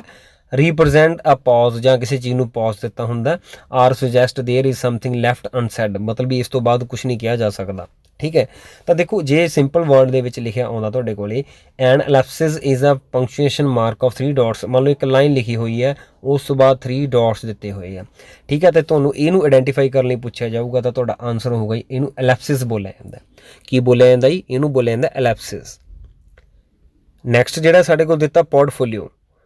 पोर्टफोलियो एक अध्यापक होने के नाते जदों तुसीं एक बच्चे का, एक चाइल्ड का सारा रिकॉर्ड रखते हो, ठीक है, मदर नेम, फादर नेम, ठीक है, उहदा सिबलिंग्स, ठीक है। तो उस तो बाद ਉਹਦਾ ਕਿਹੜੀ ਕਲਾਸ ਆ, ਕਿੱਥੋਂ ਆਇਆ, ਕੀ ਉਹਦੀ ਬੈਕਗਰਾਊਂਡ ਆ, ਠੀਕ ਹੈ। ਉਹਦੀ ਫੁੱਲ ਡਿਟੇਲ, ਓਵਰਆਲ ਡਿਟੇਲ ਜਿਹੜੀ ਰੱਖੀ ਜਾਂਦੀ ਹੈ ਬੱਚੇ ਦੀ, ਉਹ ਇੱਕ ਪੋਰਟਫੋਲੀਓ ਹੁੰਦੀ ਹੈ। ਕਹਿ ਲਓ ਵੀ ਕਿ ਬੱਚੇ ਦਾ ਫੁੱਲ ਜਿਹੜਾ ਹੁੰਦਾ ਇੱਕ ਬਾਇਓ ਡਾਟਾ ਹੁੰਦਾ। ਕੀ ਹੁੰਦਾ ਜੀ? ਬਾਇਓ ਡਾਟਾ, ਜਿੱਥੋਂ ਬੱਚੇ ਦੀ ਸਾਰੀ ਇਨਫੋਰਮੇਸ਼ਨ ਲਈ ਜਾ ਸਕਦੀ ਹੈ, ਠੀਕ ਹੈ। ਉਹਦੀ ਬੈਕਗਰਾਊਂਡ ਨਾਲ ਸੰਬੰਧਿਤ ਸਾਰੀਆਂ ਚੀਜ਼ਾਂ ਹੁੰਦੀਆਂ। ਇੱਕ ਹੁੰਦਾ ਜੀ ਐਨੈਕਡੋਟਲ ਰਿਕਾਰਡ। ਐਨੈਕਡੋਟਲ ਰਿਕਾਰਡ ਕੀ ਹੁੰਦੇ ਆ? ਮੰਨ ਲਓ ਤੁਹਾਡੀ ਕਲਾਸ ਦੇ ਵਿੱਚ ਤੁਸੀਂ ਕੋਈ ਟੈਸਟ ਲੈ ਰਹੇ ਹੋ, ਤੁਹਾਡੇ ਕੋਲੇ ਮੰਨ ਲਓ ਇੱਕ ਏ ਸਟੂਡੈਂਟ ਹੈ, ਇੱਕ ਬੀ ਹੈ, ਇੱਕ ਸੀ ਹੈ ਅਤੇ ਇੱਕ ਡੀ ਹੈ। ਉਹਨਾਂ ਦੇ ਤੁਸੀਂ ਅਲੱਗ-ਅਲੱਗ ਕੈਟਾਗਰੀਜ਼ ਡਿਵਾਈਡ ਕਰੋਗੇ, ਠੀਕ ਹੈ। ਇਹ ਐਨੈਕਡੋਟਲ ਰਿਕਾਰਡ ਰੱਖੇ ਜਾਂਦੇ ਆ ਜਿਹੜੇ ਸਟੱਡੀ ਨਾਲ ਰਿਲੇਟਡ ਹੁੰਦਾ। ਜਿਹੜਾ ਪੋਰਟਫੋਲੀਓ ਹੁੰਦਾ ਇਹ ਇੱਕ ਓਵਰਆਲ ਪ੍ਰੋਫਾਈਲ ਹੁੰਦੀ ਹੈ। ਪ੍ਰੋਫਾਈਲ ਨੂੰ ਮਤਲਬ ਪੋਰਟਫੋਲੀਓ ਤੋਂ ਯਾਦ ਕਰ ਲਓ। ਐਨੈਕਡੋਟਲ ਰਿਕਾਰਡ ਕੀ ਹੁੰਦਾ? ਇੱਕ ਬੱਚੇ ਨੇ ਪਹਿਲੇ ਟੈਸਟ ਦੇ ਵਿੱਚ ਬਹੁਤ ਵਧੀਆ ਪਰਫੋਰਮੈਂਸ ਦਿਖਾਈ ਹੈ, ਫਿਰ ਦੂਸਰੇ ਨੇ ਦਿਖਾਈ ਹੈ, ਤੀਸਰੇ ਨੇ ਨਹੀਂ ਦਿਖਾਈ, ਚੌਥੇ ਨੇ ਦਿਖਾਈ ਹੈ, ਠੀਕ ਹੈ। ਇਹ ਤੁਹਾਡੇ ਟਰਮ ਵਾਈਜ਼ ਚੀਜ਼ਾਂ ਕੀਤੀਆਂ ਜਾਂਦੀਆਂ। ਏ ਦੁਆਰਾ ਕਿਹੜੇ ਟੈਸਟਾਂ ਦੇ ਵਿੱਚ ਪਰਫੋਰਮੈਂਸ ਵਧੀਆ ਸੀ, ਬੀ ਦੀ ਕਿਹੜੇ ਟੈਸਟਾਂ 'ਚ ਸੀਗੀ, ਸੀ ਦੀ ਕਿਹੜੇ 'ਚ ਹੈਗੀ ਸੀ, ਕਿਹੜੇ 'ਚ ਨਹੀਂ ਸੀ, ਡੀ ਦੀ ਕਿਹੜੇ 'ਚ ਸੀ, ਕਿਹੜੇ 'ਚ ਨਹੀਂ ਸੀ, ਠੀਕ ਆ। ਮਤਲਬ ਇੱਕ ਰਿਕਾਰਡ ਰੱਖਿਆ ਜਾਂਦਾ ਹੈ ਪੂਰਾ, ਉਹਨੂੰ ਐਨੈਕਡੋਟਲ ਰਿਕਾਰਡਸ ਦਾ ਨਾਮ ਦਿੱਤਾ ਜਾਂਦਾ ਹੈ। ਜਿਹੜਾ ਬਾਈਲਿੰਗੁਅਲ ਮੈਥਡ ਹੈ ਜੀ, ਦੋ ਭਾਸ਼ਾਈ ਮੈਥਡ ਹੁੰਦਾ ਜੀ। ਇਹ ਕਿਹੜਾ ਹੁੰਦਾ ਜੀ? ਦੋ ਭਾਸ਼ਾਈ ਮੈਥਡ। ਮਤਲਬ ਕੀ ਹੈ? ਇਹਦੇ ਵਿੱਚ ਅਧਿਆਪਕ ਦੁਆਰਾ ਬੱਚੇ ਨੂੰ ਪੜ੍ਹਾਉਂਦੇ ਸਮੇਂ ਕਿਤੇ ਨਾ ਕਿਤੇ ਜਿਹੜੀ ਮਦਰ ਟੰਗ ਆ ਉਹ ਯੂਜ਼ ਕੀਤੀ ਜਾ ਸਕਦੀ ਹੈ ਉਹਨੂੰ ਅੰਡਰਸਟੈਂਡ ਕਰਾਉਣ ਦੇ ਲਈ, ਠੀਕ ਹੈ। ਇਹਨੂੰ ਬਾਈਲਿੰਗੁਅਲ ਮੈਥਡ ਹੁੰਦੇ। ਮੈਥਡ ਜੇ ਤੁਹਾਨੂੰ ਪੁੱਛੇ ਜਾਣ ਕਿੰਨੇ ਤਰ੍ਹਾਂ ਦੇ ਹੁੰਦੇ ਆ ਤਾਂ ਮੈਥਡ ਤੁਹਾਡੇ ਕੋਲ 4 ਤਰ੍ਹਾਂ ਦੇ ਆਉਣਗੇ ਮੇਨ। ਕਿਹੜੇ? ਇੱਕ ਤਾਂ ਤੁਹਾਡੇ ਕੋਲ ਡਾਇਰੈਕਟ ਮੈਥਡ ਹੋ ਗਿਆ ਜੀ, ਠੀਕ ਹੈ। ਇੱਕ ਬਾਈਲਿੰਗੁਅਲ ਮੈਥਡ ਹੋ ਗਿਆ, ਅਤੇ ਇੱਕ ਤੁਹਾਡੇ ਕੋਲ ਜਿਹੜਾ ਮੈਥਡ ਆਊਗਾ ਇੱਕ ਆਰਮੀ ਮੈਥਡ ਹੁੰਦਾ ਜੀ, ਠੀਕ ਹੈ। ਇਹ ਸਾਰੇ ਮੈਥਡਸ ਹੁੰਦੇ ਆ। ਇਹ ਬਾਈਲਿੰਗੁਅਲ ਦਾ ਮਤਲਬ ਕੀ ਹੁੰਦਾ? ਦੋ। ਅਤੇ ਇੱਕ ਸੀਗਾ GTM, ਜਿਹਨੂੰ ਗ੍ਰਾਮਰ ਟਰਾਂਸਲੇਸ਼ਨ ਮੈਥਡ ਕਿਹਾ ਜਾਂਦਾ ਹੈ, ਠੀਕ ਹੈ। ਇੱਕ ਡਾਇਰੈਕਟ ਮੈਥਡ ਹੋ ਗਿਆ, ਇੱਕ ਗ੍ਰਾਮਰ ਟਰਾਂਸਲੇਸ਼ਨ ਮੈਥਡ ਹੋ ਗਿਆ, ਇੱਕ ਬਾਈਲਿੰਗੁਅਲ ਮੈਥਡ ਹੋ ਗਿਆ, ਇੱਕ ਹੈਗਾ ਜੀ ਆਡੀਓ ਵਿਜ਼ੂਅਲ ਮੈਥਡ, ਠੀਕ ਹੈ, ਜਿਹਨੂੰ ਆਰਮੀ ਮੈਥਡ ਦਾ ਨਾਮ ਵੀ ਦਿੱਤਾ ਜਾਂਦਾ ਹੈ। ਇੱਥੋਂ ਤੱਕ ਤੁਹਾਡਾ ਇਹ ਸਾਰਾ ਪੋਰਸ਼ਨ ਹੈ ਜਿਹੜਾ ਇਸ PDF ਦਾ ਸਾਰਾ ਕੰਪਲੀਟ ਹੁੰਦਾ ਜੀ। ਅਤੇ ਕੋਈ ਵੀ ਪ੍ਰੋਬਲਮ, ਕਿਸੇ ਤਰ੍ਹਾਂ ਦੀ ਕੁਐਰੀ ਹੈ, ਕੋਈ ਕਮੈਂਟ ਸੈਕਸ਼ਨ ਦੇ ਵਿੱਚ ਵੀਡੀਓ ਕਿਵੇਂ ਲੱਗੀ ਪਲੀਜ਼ ਜ਼ਰੂਰ ਕਮੈਂਟ ਕਰਕੇ ਦੱਸਿਓ। ਜੇ ਤੁਹਾਡੇ ਇਹ ਬੈਨੀਫਿਟ ਹੋ ਰਿਹਾ ਤੁਹਾਡਾ, ਠੀਕ ਹੈ। ਅਤੇ ਇੱਕ ਓਵਰਵਿਊ ਸੀ, ਮੇਰੀ ਕੋਸ਼ਿਸ਼ ਹੋਊਗੀ ਕਿ ਕੱਲ੍ਹ ਤੋਂ ਪਹਿਲਾਂ ਇੱਕ ਅੱਧੀ ਚੀਜ਼ ਤੁਹਾਡੇ ਨਾਲ ਹੋਰ ਸ਼ੇਅਰ ਕੀਤੀ ਜਾਵੇ। ਅਤੇ ਜੇ ਤੁਹਾਨੂੰ ਇਹ ਵਧੀਆ ਲੱਗੀ ਪਲੀਜ਼ ਅੱਗੇ ਜ਼ਰੂਰ ਸ਼ੇਅਰ ਕਰਿਓ, ਠੀਕ ਹੈ, ਬਾਕੀਆਂ ਦੇ ਨਾਲ। ਅਤੇ ਕਮੈਂਟ ਸੈਕਸ਼ਨ ਦੇ ਵਿੱਚ ਜ਼ਰੂਰ ਦੱਸਿਓ ਕਿ ਵੀਡੀਓ ਤੁਹਾਨੂੰ ਕਿਸ ਤਰ੍ਹਾਂ ਦੀ ਲੱਗੀ, ਤੁਹਾਡੀ ਇਹਦੇ ਨਾਲ ਹੈਲਪ ਹੋ ਰਹੀ ਹੈ ਜਾਂ ਨਹੀਂ, ਠੀਕ ਹੈ। ਧੰਨਵਾਦ।